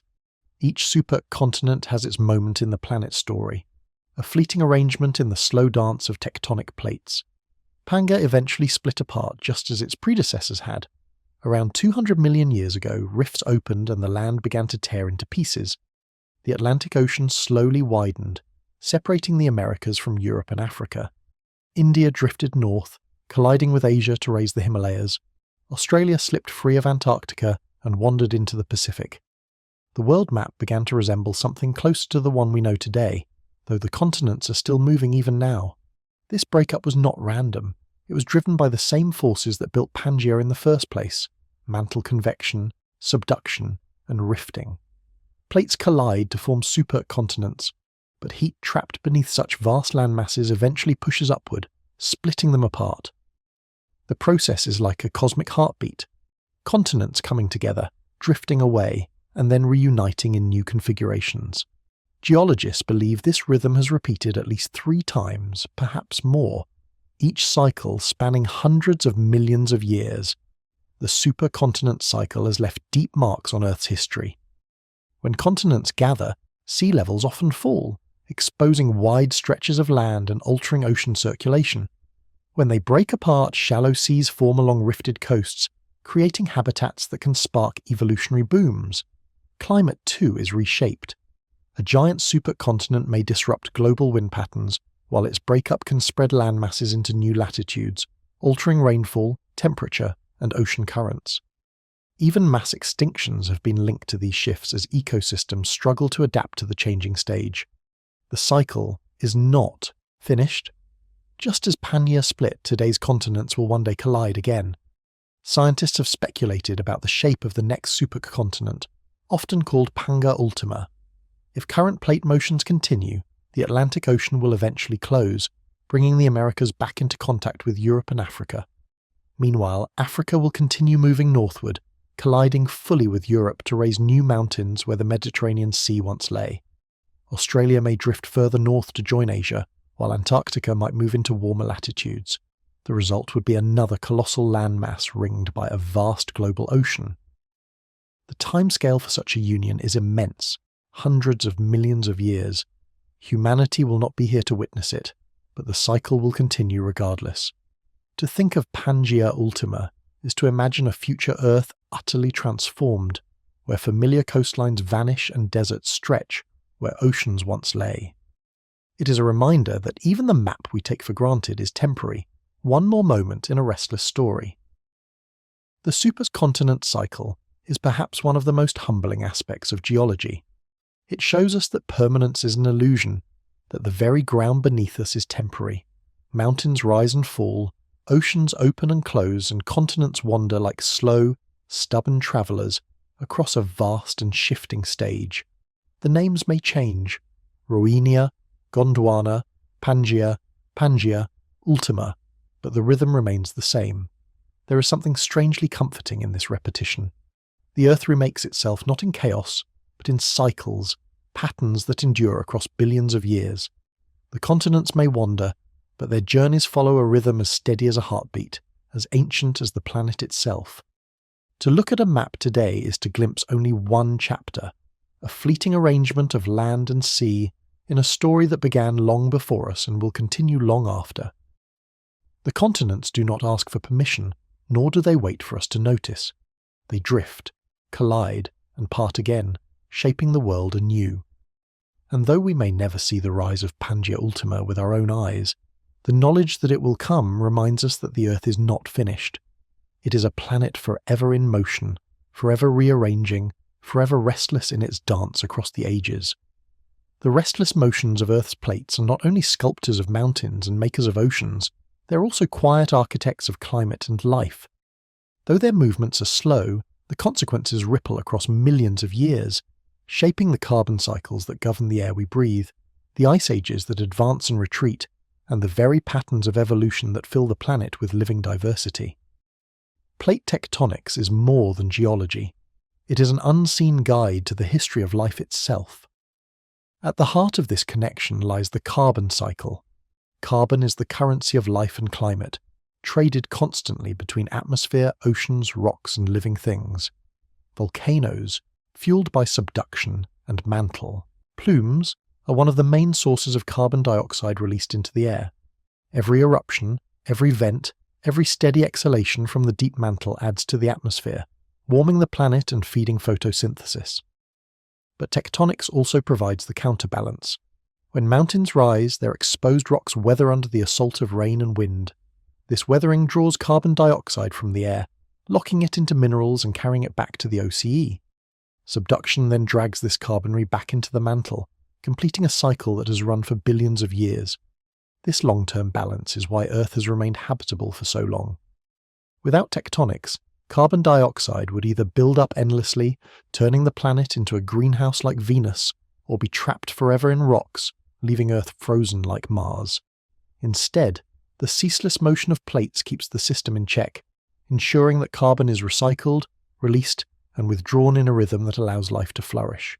It is a thermostat written in stone, adjusted not by human hands, but by the deep breath of the planet. The drifting of continents has also steered the course of ice ages. When land masses gather at the poles, ice sheets can expand, reflecting sunlight and cooling the planet further. When continents cluster near the equator, the climate tends to be warmer as dark oceans absorb heat. Around 34 million years ago, Antarctica drifted into its present position, encircled by a new current in the Southern Ocean. This isolation trapped cold around the continent, leading to the spread of massive ice sheets that still dominate today. Later, the uplift of the Himalayas born from the collision of India and Asia increased global weathering, drawing down carbon dioxide and tipping Earth into a cooler climate. These shifts remind us that the slow movements of plates, imperceptible in a human lifetime, can set the stage for planetary transformations. The ice ages of the last few million years, which shaped the landscapes we know today, owe part of their existence to tectonic rearrangements that altered ocean currents and atmospheric balances long before humans appeared. Glaciers advancing and retreating across continents, carving valleys and leaving behind fertile soils, were in many ways the echoes of continents shifting on their ancient journey. Biodiversity too has been shaped by drifting continents. When land masses merge into supercontinents like Pangaea, ecosystems mingle, species compete, and some are driven to extinction. When continents break apart, populations are isolated and evolution takes new divergent paths. Australia set adrift from Gondwana became a cradle for marsupials, and monotremes found nowhere else. South America, long isolated, nurtured its own unique fauna until the rise of the Isthmus of Panama connected it to North America, triggering a great exchange of species. Africa's slow northward drift exposed its rift valleys and savas, shaping the environments where early humans evolved. Even the great evolutionary radiations of marine life are tied to tectonics. The opening and closing of seaways redirect ocean currents, stirring nutrient cycles and changing habitats. When the Atlantic widened, it created new coastlines and shallow seas, inviting bursts of diversity. When the Tethys Ocean vanished beneath the advancing Indian Plate, whole ecosystems were erased, while new ones appeared in the rising Himalayas. Life follows the script of plate tectonics, adapting to the landscapes and climates that drifting continents provide. To think of tectonics as life's hidden guide is to recognize how much of biology is written in geology. The forests that spread across continents, the deserts that form in their interiors, the savas where humans first walked upright, all were shaped by the motion of plates. Even today, the climate zones we live in, the currents that carry rainfall, and the soils that feed our crops are gifts of tectonic restlessness. Without moving plates, Earth might be a barren sphere, a planet with oceans and rocks, but no rich story of evolving life. What makes this story all the more remarkable is its timescale. The plates drift only a few centimetres a year, but in their patience lies power. Over millions of years, these small shifts accumulate into profound transformations. A continent nudges north, and an ice sheet spreads. A mountain range rises, and global carbon dioxide falls. An ocean opens, and new species burst into existence. The slow heartbeat of tectonics echoes in every glacier, every forest, every coral reef. There is a gentle irony in this. Earthquakes and eruptions grab our attention because they are sudden, but it is the slow drift of plates that has shaped the grand history of life. The hidden forces of tectonics are like a quiet hand guiding the course of climate and biodiversity in ways we often overlook. They are not dramatic in the moment, but they are decisive in the long run. When we look at the natural world around us, it is easy to see life as separate from geology. Trees grow, animals roam, clouds gather, and rivers flow. Yet beneath it all, the stage itself is shifting, and with it the rules of the play. Life has always danced to the rhythm of drifting continents and colliding plates. Our very existence is tied to mountains rising, oceans opening, and carbon cycles whispering between ski and stone. Plate tectonics is the quiet partner of evolution, the unseen architect of climate, the hidden guide of life. It reminds us that Earth is not a static home, but a living, moving world where the slowest motions create the deepest impacts. And as the continents continue their journeys, they will keep shaping the climate, reshaping ecosystems, and guiding the story of life in ways we cannot yet imagine. The restless Earth is not only beneath our feet, it is within the very air we breathe and the lives we lead. The rocks beneath our feet are not just stone, they are archives holding stories written long before humans could record history. Among the most vivid of these tales are fossils, the imprints and remains of creatures and plants that once thrived in ancient worlds. Fossils do not simply tell us about life, they also tell us about the land itself. When identical fossils appear on continents now separated by oceans, they reveal that the continents were once joined, sharing climates, ecosystems, and creatures that wandered freely across their united landscapes. One of the most persuasive examples comes from a small reptile called Mesosaurus. This creature lived more than 250 million years ago, a freshwater dweller only about a metre long. Its fossils have been found in both South America and Southern Africa, but nowhere else. Freshwater reptiles are not exactly known for crossing oceans, so the logical conclusion is that these continents were once connected. At the time of Mesosaurus, South America and Africa were neighbours, joined in the supercontinent Gondwana. Only later did the Atlantic Ocean split them apart, leaving the fossils stranded on opposite shores. Another clue lies in the plant Glossopter terris, a fern-like tree that flourished across Gondwana. Its fossils are found in India, Africa, South America, Antarctica, and Australia. Today, these continents are scattered far apart, separated by vast oceans and climates ranging from tropical to frozen. Yet the spread of Glossopterus fossils shows that these lands were once joined in a single continuous range where the plant thrived. The distribution of this ancient flora is like a green fingerprint pressed across the continents, evidence of their shared past.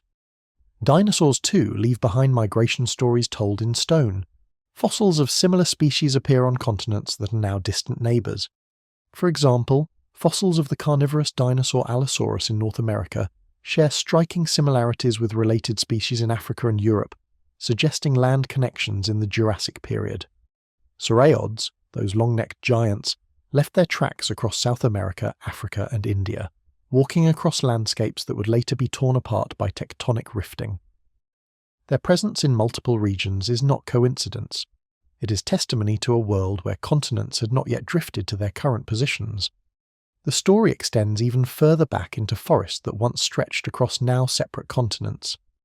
Coal deposits in North America and Europe contain fossilized remains of swamp forests from the Carboniferous period, when those lands lay close together near the equator. Similar deposits are found in China and Siberia, linking distant regions into a single belt of lush, humid greenery.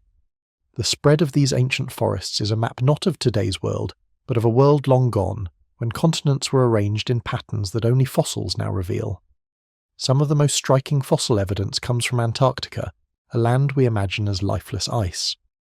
Beneath its glaciers lie fossils of temperate forests, complete with tree stumps, leaves, and pollen. There are also fossils of reptiles that lived in warm conditions far from the frozen world we see today. These discoveries only make sense when we realize that Antarctica was once part of Gondwana, connected to South America, Africa, and Australia, and positioned closer to the equator. The icy desert of today was once a green, vibrant land, home to forests and creatures that vanished when tectonics carried the continent into colder latitudes. Fossils also reveal the migration stories of smaller, less famous creatures. Tiny marsupial fossils connect South America to Antarctica and Australia, tracing their journey before the continents drifted apart. Fossilized freshwater amphibians unable to cross saltwater seas appear on multiple continents, further evidence of ancient connections. Even the microscopic remains of plankton preserved in layers of sediment provide clues to the movement of oceans and continents over time. Each fossil, no matter how small, is a thread in the larger tapestry of Earth's shifting surface. These discoveries were crucial in supporting the theory of continental drift. When Alfred Weir first proposed the idea, he pointed to fossils as one of his strongest lines of evidence. The puzzle piece fit of South America and Africa was compelling, but it was the identical fossils of plants and animals across oceans that made the argument hard to dismiss. Critics could deny the visual fit of the continents, but they could not explain how a freshwater reptile had managed to swim across the Atlantic, or why the same fern grew in both India and Antarctica. Fossils carried the truth of tectonics in their silent testimony. Beyond proving that continents move, fossils remind us of the dynamic link between life and geology. The drifting of continents did not just scatter fossils, it scattered ecosystems, split populations, and forced evolution down new paths. When landmasses split, species were isolated and adapted to their new environments. When continents collided, animals and plants mixed in waves of migration. The fossil record captures these turning points, moments when geology reshaped the stage and life responded in kind. In this way, fossils are not static relics, but storytellers. They speak of lush forests now buried under deserts, of animals that walked across lands long since torn apart, of climates that changed as continents drifted across latitudes. They show us that the Earth we know is temporary, that the arrangement of land and sea is fleeting, and that life has always been carried along by the planet's restless motions. There is also something deeply human in the way we read these stones. To hold a fossil is to touch a moment in time, a leaf that fell or a footprint pressed millions of years ago. When that fossil is found on one continent and its twin on another, it is like piecing together a puzzle across oceans. It is proof that the planet itself moves and that life leaves its mark not only in living descendants, but in the silent rocks beneath us. The continents have always been in motion, but fossils are their breadcrumbs, scattered trails left behind for us to follow. They connect Africa to South America, India to Antarctica, North America to Europe, and in doing so they connect us to the long hidden journey of the Earth. They remind us that the map we know is not fixed, but fluid, and that beneath every stone lies the possibility of another story waiting to be uncovered. Far out in the world's oceans, away from the noise of continents colliding, lie strings of islands that tell their own quiet story of Earth's restlessness. These islands do not form at the edges of plates where subduction creates fiery arcs. Instead, they rise from the deep blue at places called hotspots, localized plumes of heat that pierce the crust from far below. When a tectonic plate drifts over a hotspot, volcanoes bloom one after another, leaving behind trails of islands that act like time markers, recording the steady movement of the plate above. The Hawaiian Islands are the most famous of these. Stretching across the central Pacific, they're a living laboratory of hotspot geology. The Big Island of Hawaii, youngest of the chain, still hosts active volcanoes with molten lava spilling into the sea and building new land with each eruption. To the northwest, Maui, Oahu and Kauai stand as older siblings, their volcanoes long extinct, their slopes softened by erosion, their peaks cloaked in greenery. Further still lies the Emperor Seamount Chain, a string of submerged volcanoes that trace the Pacific Plate's path back for more than 80 million years. Each island and seamount is a footprint of the plate's journey across a single, stationary plume of heat. This trail is more than scenic. It is geological proof of plate motion, a dotted line drawn across the ocean floor that records millions of years of drift. The Hawaiian Emperor Chain even reveals a dramatic change in direction, a bend that occurred about 50 million years ago when the Pacific Plate altered its course. That kink in the line is not just a curiosity, it is a timestamp of Earth's shifting motions, a frozen record of when the entire plate reorganized itself. Hotspot islands are not limited to Hawaii.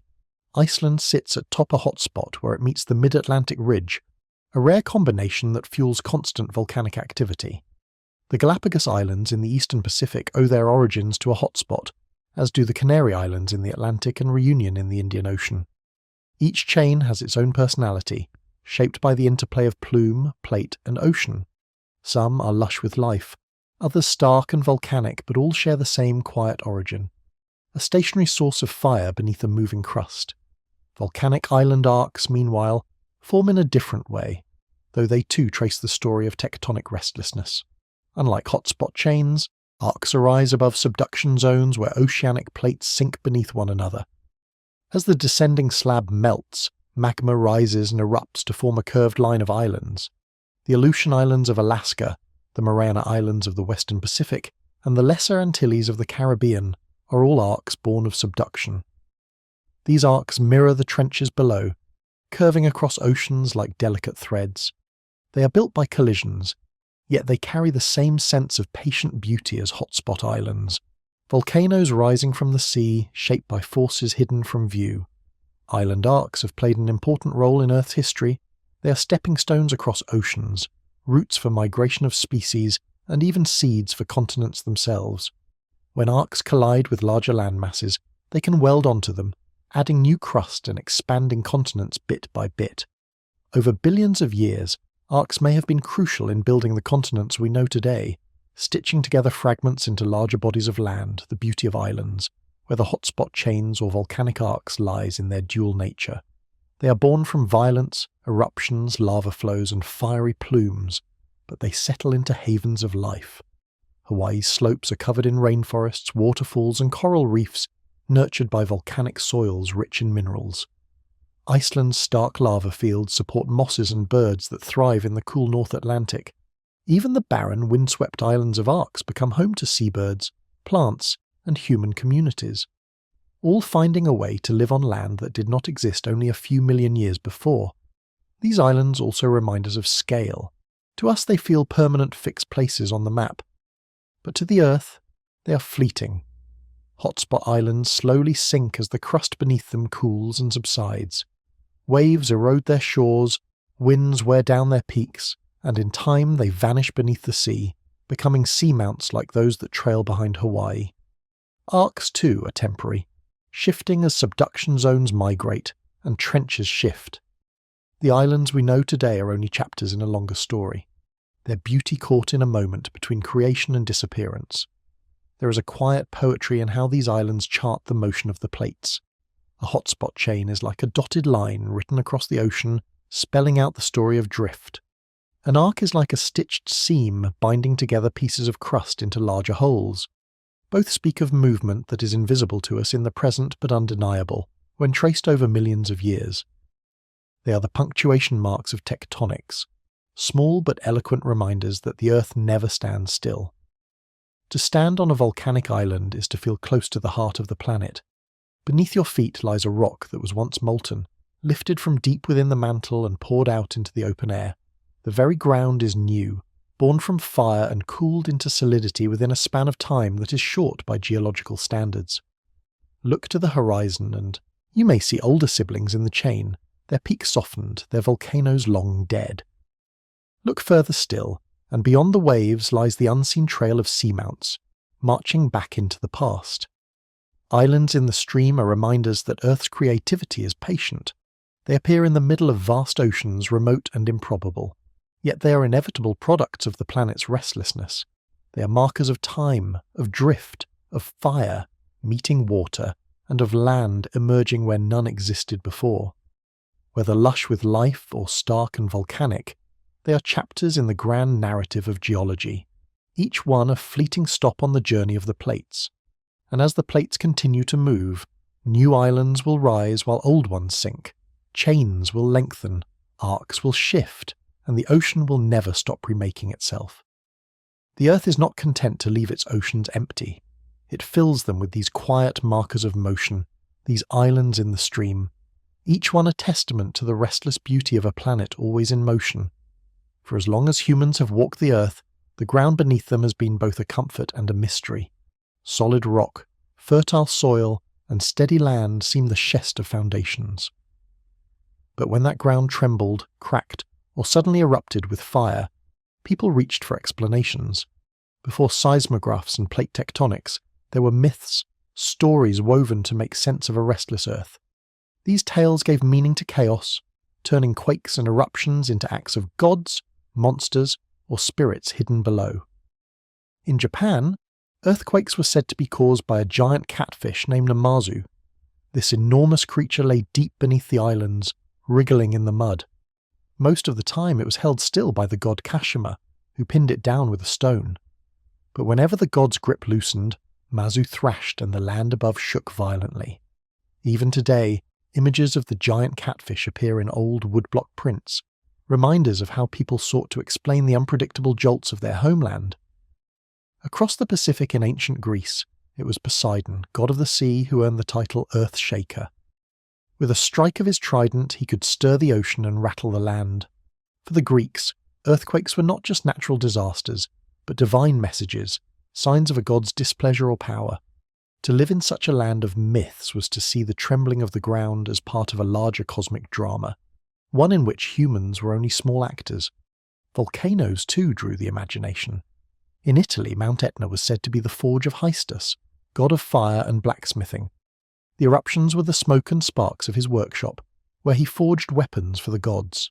The roar of explosions was the sound of hammers striking anvils deep within the mountain. In Polynesian tradition, volcanoes belonged to Pel, the goddess of fire and creation.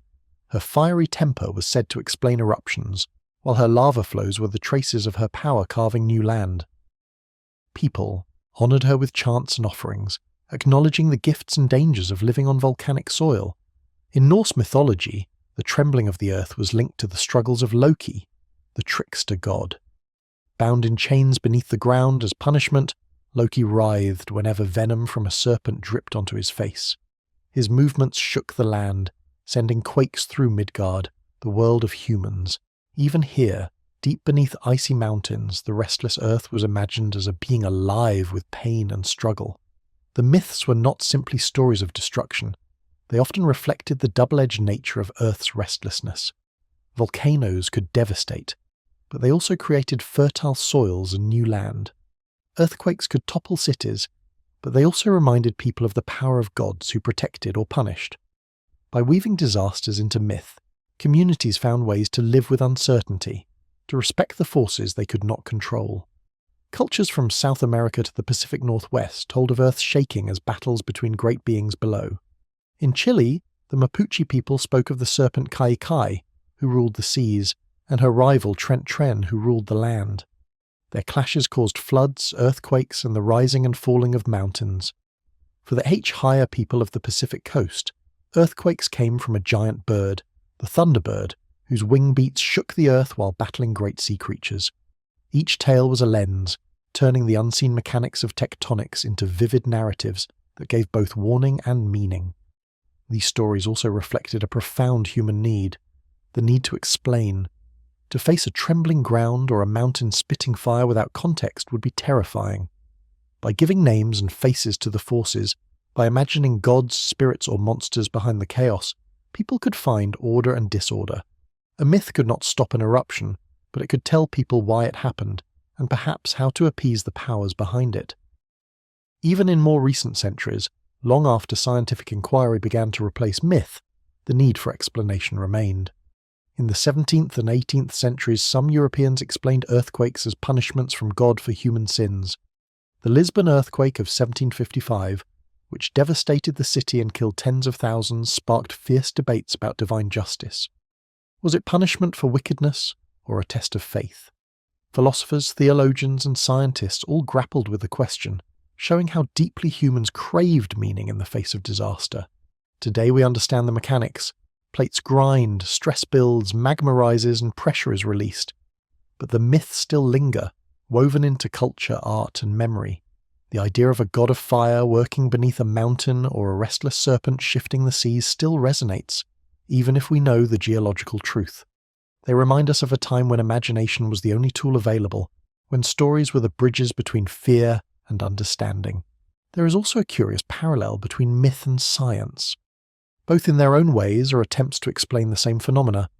The ancients saw catfish, gods or serpents, where we see mantle plumes and subduction zones. Both are narratives, one poetic and symbolic, the other analytical and measured. And though science has replaced myth in explaining the mechanics, the human desire for story has not vanished. We still tell ourselves tales about the restless earth, only now they involve diagrams, charts, and theories instead of thunder gods and tricksters. The myths, however, retain their beauty. They remind us that long before satellites mapped the seafloor or sensors recorded tremors, people were paying attention. They noticed patterns, connected cause and effect, and sought to place themselves in the vast drama of nature. They knew, even without the word tectonics, that the Earth was alive with hidden motion. To live on a restless Earth is to accept both danger and wonder.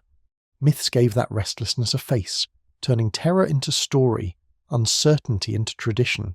Even now, when the ground shakes or a volcano erupts, it is hard not to feel the pull of those old explanations. Science gives us the how, but myth reminds us of the why, the human need to see meaning in a world that is never still. The trembling of the Earth has always been more than a geological event. It has been a spark for imagination, a mirror of human hopes and fears, and a reminder that the solid ground we take for granted is anything but. Myths in their way honoured that truth.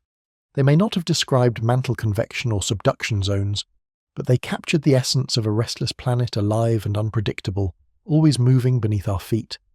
The restless Earth was once explained through myths of gods and monsters, then through the bold guesses of visionaries like Alfred Veer.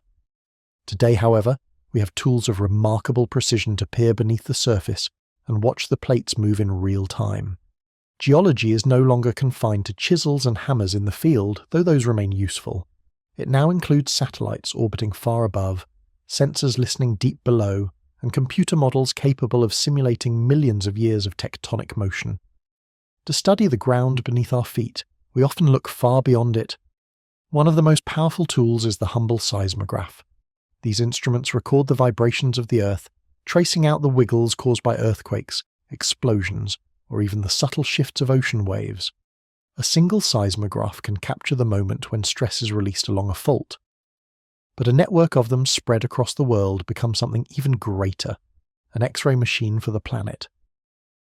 As seismic waves pass through Earth's interior, they bend, slow, or speed up depending on the material they encounter. By studying these changes, geologists can map what lies hidden, where slabs of crust are sinking into the mantle, where plumes of hot rock rise, and even what the outer and inner core are made of. Earthquakes, destructive as they may be, are also probes that let us glimpse the unseen layers of our world. Then there is GPS, a technology most of us think of as guiding cars and phones. For geologists, it is a way of measuring tectonic motion with millimeter accuracy. By planting GPS receivers on stable points across continents, scientists can watch as plates drift at a pace of a few centimeters per year. The ground does not appear to move, yet year by year, the data reveals its slow march. In California, GPS stations show the Pacific Plate sliding north past North America. In the Himalayas, they reveal India still pressing into Asia, pushing the mountains ever higher. The continents may not notice their own journeys, but the satellites do, faithfully recording their wanderings. Satellites provide other insights as well. Radar interferometry, a technique using repeating satellite passes, can detect how the ground shifts after an earthquake or a volcanic eruption. By comparing images taken days or weeks apart, scientists can see land rising, sinking or sliding, even by just a few centimeters. From hundreds of kilometers above, satellites catch the subtle flexing of Earth's crust, offering clues to where strain is building and where hazards may strike again. It is a perspective unavailable to past generations, as though the entire planet had become a living laboratory under watchful eyes. In the oceans, where most of the tectonic action happens, instruments have to work even harder. Seismometers rest on the seafloor, listening to rumbles that would otherwise go unnoticed. Robots explore hydrothermal vents along mid-ocean ridges, collecting samples of fresh crust and monitoring the chemistry of the waters. Submersibles descend into trenches to capture data on the deepest points on Earth, places that remain more mysterious than the surface of the Moon. The ocean hides much of the tectonic story, but technology is slowly lifting that veil. Despite all these advances, mysteries remain. One of the great questions is what truly drives plate motion. Mantle convection is the main engine, but details are elusive. Do plumes from the deep mantle rise like narrow columns, or are they broader, messier upwellings? How do slabs of sinking crust interact with the mantle as they descend? Do they stir the flow like paddles or vanish quietly into deeper layers? These are questions scientists debate using computer models and seismic imaging to search for answers. Even the initiation of subduction zones is puzzling. Once a plate is sinking, the process sustains itself. But how does the first plunge begin? Some suggest plates buckle under their own weight. Others think external forces push them downward. Without knowing how subduction begins, we lack a full picture of how Earth's tectonic system started billions of years ago. Volcanoes and earthquakes, though better understood, still surprise us. We cannot predict exactly when or where the next great quake will strike. We can calculate probabilities, identify faults that are locked and ready, but the precise moment of release remains beyond us. Similarly, volcanoes may show signs of awakening. Gas emissions, swelling slopes, rising tremors, but eruptions can still defy forecasts. The Earth, it seems, prefers to keep it secret, revealing them only on its own terms. Another enduring mystery lies in the deep past. Plate tectonics, as we know it, has shaped Earth for at least 3 billion years. But before that, the evidence grows hazy. Did early Earth operate with smaller, more chaotic plates? Was there a time when the crust was a stagnant lid, immobile above a hotter mantle? Understanding how tectonics began is crucial because it ties directly into how the planet cooled, how continents formed, and how life found a stable home. But the rocks that hold those answers are rare and often altered, leaving scientists to piece together clues like detectives reconstructing a crime scene long after it happened. And then there is the future. We know that continents will drift into new configurations, that a supercontinent will one day form again, perhaps Panga Ultima. But the exact path remains uncertain. Will the Atlantic close, reuniting the Americas with Europe and Africa? Will the Pacific shrink until Asia and the Americas collide? Or will an entirely different arrangement emerge, one we have not yet imagined? The plates are moving, but their final destinations remain unknown, part of a puzzle whose solution we will never fully witness. What makes the science of tectonics so compelling is its blend of precision and mystery. We can measure continental drift to the millimetre, yet we cannot say when the next quake will strike. We can map plumes rising through the mantle, yet still debate their origins. We can watch volcanoes awaken, yet still be surprised by their fury. Geology is a science of patience, one that deals in timescales far beyond human lifetimes, where progress comes from piecing together fragments of a vast and restless story. To study the Earth beneath our feet is to listen to whispers and echoes. Seismographs catch vibrations, satellites watch from afar, and GPS marks the slow march of continents. Together they reveal a living planet, one that's endlessly reshaping itself, and yet, even with our instruments and models, much of the story remains hidden, a mystery that invites wonder as much as it does explanation. The restless Earth has always moved. Now we can see it move, measure it, and even anticipate its moods. But it still surprises us, reminding us that some secrets lie deep, beyond the reach of even our most advanced tools. Perhaps that is part of the fascination. For all we know, there is always more to discover, always more hidden beneath our feet, waiting to shake the ground or raise the land in ways both subtle and spectacular. And so the science continues, listening patiently to the heartbeat of a planet that never truly rests. The continents may seem fixed, but they are always moving, carried on the slow drift of tectonic plates. In the grand timeline of geology, today's world map is only a temporary arrangement, one more frame in a film that has been running for billions of years. Just as Panga once came together and later broke apart, so too will our continents shift, collide, and reform into new configurations. To imagine the future of Earth is to picture a planet that will not resemble the one we know, with new oceans opening, mountains rising, and climates changing as the restless Earth continues its journey. Africa is already on the move. It drifts northward a few centimeters each year, slowly closing the Mediterranean Sea. In tens of millions of years, Africa will collide fully with Europe, squeezing the sea out of existence and raising new mountains where Italy, Greece, and Spain now lie. The collision may rival the Himalayas in scale, creating a new belt of peaks stretching across what is now southern Europe. Cities like Rome or Athens, if they still existed by then, would find themselves at the foot of mountains as tall as any on Earth. Meanwhile, the Atlantic Ocean, which has been widening since the breakup of Pangaea, may eventually begin to close.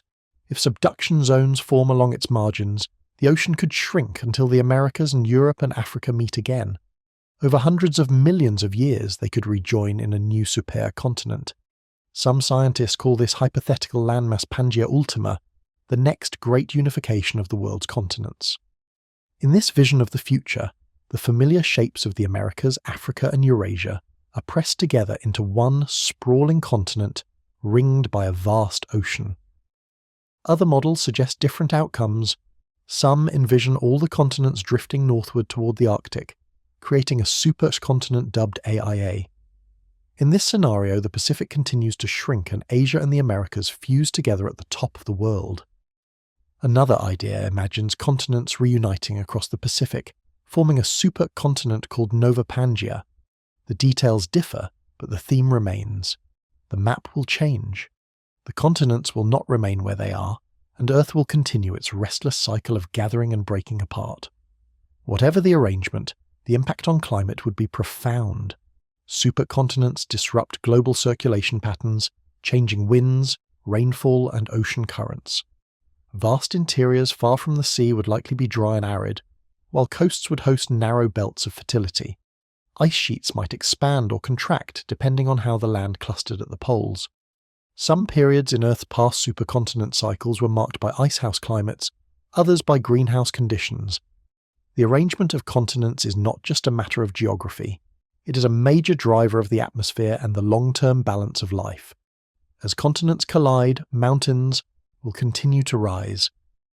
The Himalayas, already the tallest peaks in the world, are still growing as India pushes into Asia. Millions of years from now, they may stand even higher, their glaciers feeding vast rivers across the continent. New mountain chains will form wherever plates converge in the Mediterranean, in the Pacific, and in future collision zones. We can only guess at these ranges will shape rainfall patterns, create new habitats, and carve landscapes that will endure long after our own time has passed. At the same time, oceans will open where land is stretched apart. In East Africa, the Rift Valley is widening, and one day, seawater will flood in, creating a new ocean between the Somali Plate and the rest of Africa. Islands may rise along the rift's margins, just as Iceland straddles the mid-Atlantic ridge today. Farther afield, if continents continue to separate in other regions, new seaways may divide what is now familiar land. These shifts are subtle in our lifetimes, but immense over the span of millions of years. And where does humanity fit into this story? On one hand, our time on Earth is brief compared to the movements of tectonic plates. Civilizations rise and fall in a matter of centuries, while continents drift only a few km in the same span. In the deep future of new supercontinents and vanished oceans, humanity as we know it may no longer exist. Our cities may crumble, our monuments turn to dust, our species replaced or transformed by the long march of time. The Earth will not pause for us. It will continue to move just as it has for billions of years, yet in another sense, we are participants in this journey. We have learned to measure the drift of plates, to understand the mechanics of subduction and rifting, to map the ocean floor and study the deep mantle. We are the first species to recognize the restless nature of the ground beneath us, to see past the illusion of permanence. We build in earthquake zones, farm on volcanic soils, and live at the mercy of tectonic forces. But we also prepare, adapt, and marvel. Our knowledge of plate tectonics is part of our role in Earth's story, a way of seeing the planet not as static but as alive. It is even possible that humanity, through its influence on climate and the environment, has become a geological force in its own right. Some scientists speak of the Anthropocene, an epoch marked by human activity.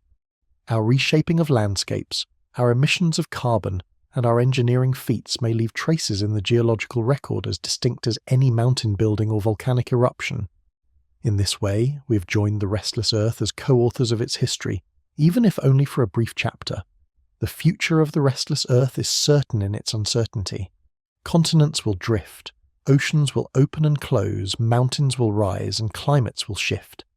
But the exact details, the precise paths of the plates remain unknown. Will Panga Ultima form, or will Amasia take shape instead? Will Africa's collision with Europe close the Mediterranean entirely, or will some fragment of sea remain? These questions remind us that the Earth is both predictable and mysterious, guided by cycles yet full of surprises. When we look to the future of our planet, we are reminded that maps are not permanent, that mountains are not eternal, and that even the oceans have lifespans. The continents are travellers, and we're simply passengers for a moment, carried along on their slow, inexorable journeys. The future Earth will be as restless as the past, a world forever in motion, sculpting landscapes we cannot yet imagine.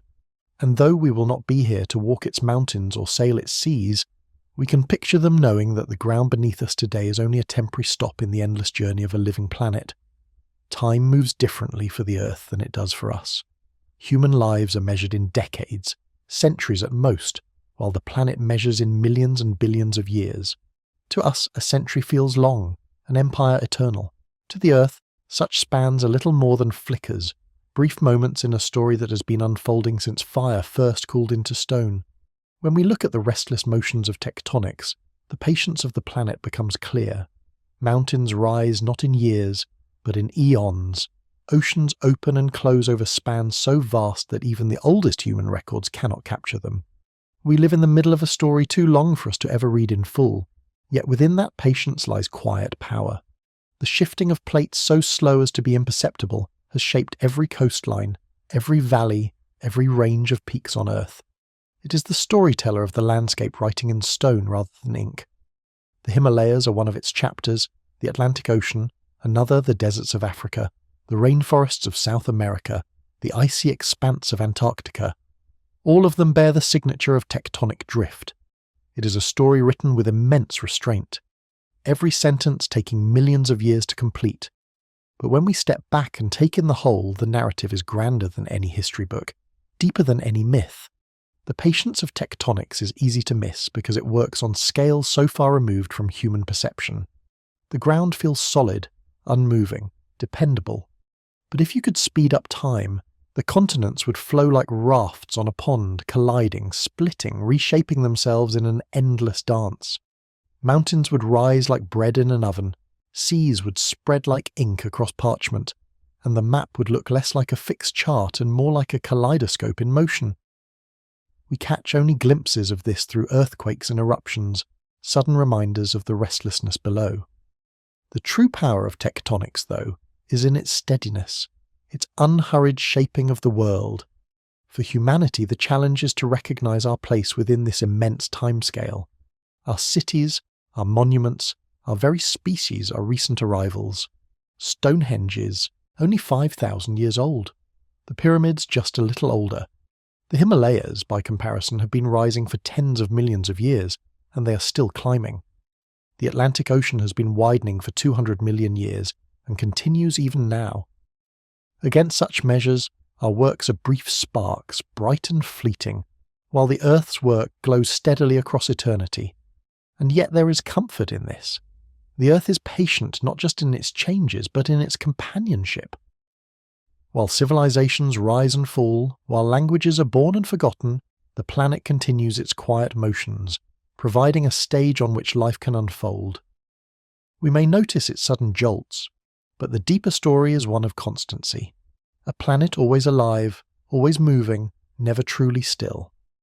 To live on Earth is to share space with a companion whose rhythms are far older than our own, whose patience far outstrips our understanding. Tectonics is more than a mechanism of geology. It is the memory of the planet. Each mountain range is a record of collision, each trench a reminder of crust consumed, each ridge a story of renewal. Even the fossils locked in stone owe their places to drifting continents and rising lands. To read the Earth is to listen to the patient storyteller beneath us, a narrator who speaks in landscapes instead of words. The scale may be vast, but the message is simple. Change is constant and permanence is an illusion. This perspective is humbling, but also inspiring. It places our struggles and triumphs in context, showing us that while we are brief, we're also part of something greater. The ground beneath us, though restless, is dependable in its patterns, steady in its cycles. It will continue to move long after we're gone, creating new worlds for new life. In its patience lies both mystery and reassurance. Mystery in how much remains unknown, reassurance in the knowledge that the story will continue. There is a poetry to this patience. Think of a river carving a canyon over millions of years, each drop of water doing almost nothing, yet together sculpting wonders. Plate tectonics works the same way, each cyme of drift insignificant, yet across time it remakes the planet. The Earth does not hurry, it has no need. It writes its story slowly, and in that slowness lies its strength. To imagine the future of this patient planet is to imagine maps we will never see. Supercontinents forming, mountains rising, oceans shrinking and expanding. Humanity's time here may be brief in comparison, but we are fortunate enough to glimpse a moment of this endless process. We walk on continents mid-journey. We live beside mountains still rising. We sail oceans still widening. We exist within the movement. And though we cannot see its end, we can feel its presence in every tremor, every eruption, every ridge beneath the sea. The Earth is restless, but it is also eternal. Its plates shift and grind. Its mountains crumble and rise again. Its oceans open and close. To us, these motions seem imperceptible. To the planet, they are its very heartbeat. We are lucky to share in that rhythm, to live on a world that moves with such quiet purpose. And when we step back to see the bigger picture, we find not chaos, but a patient planet shaping itself with steady hands, forever becoming, forever telling its story in the language of stone.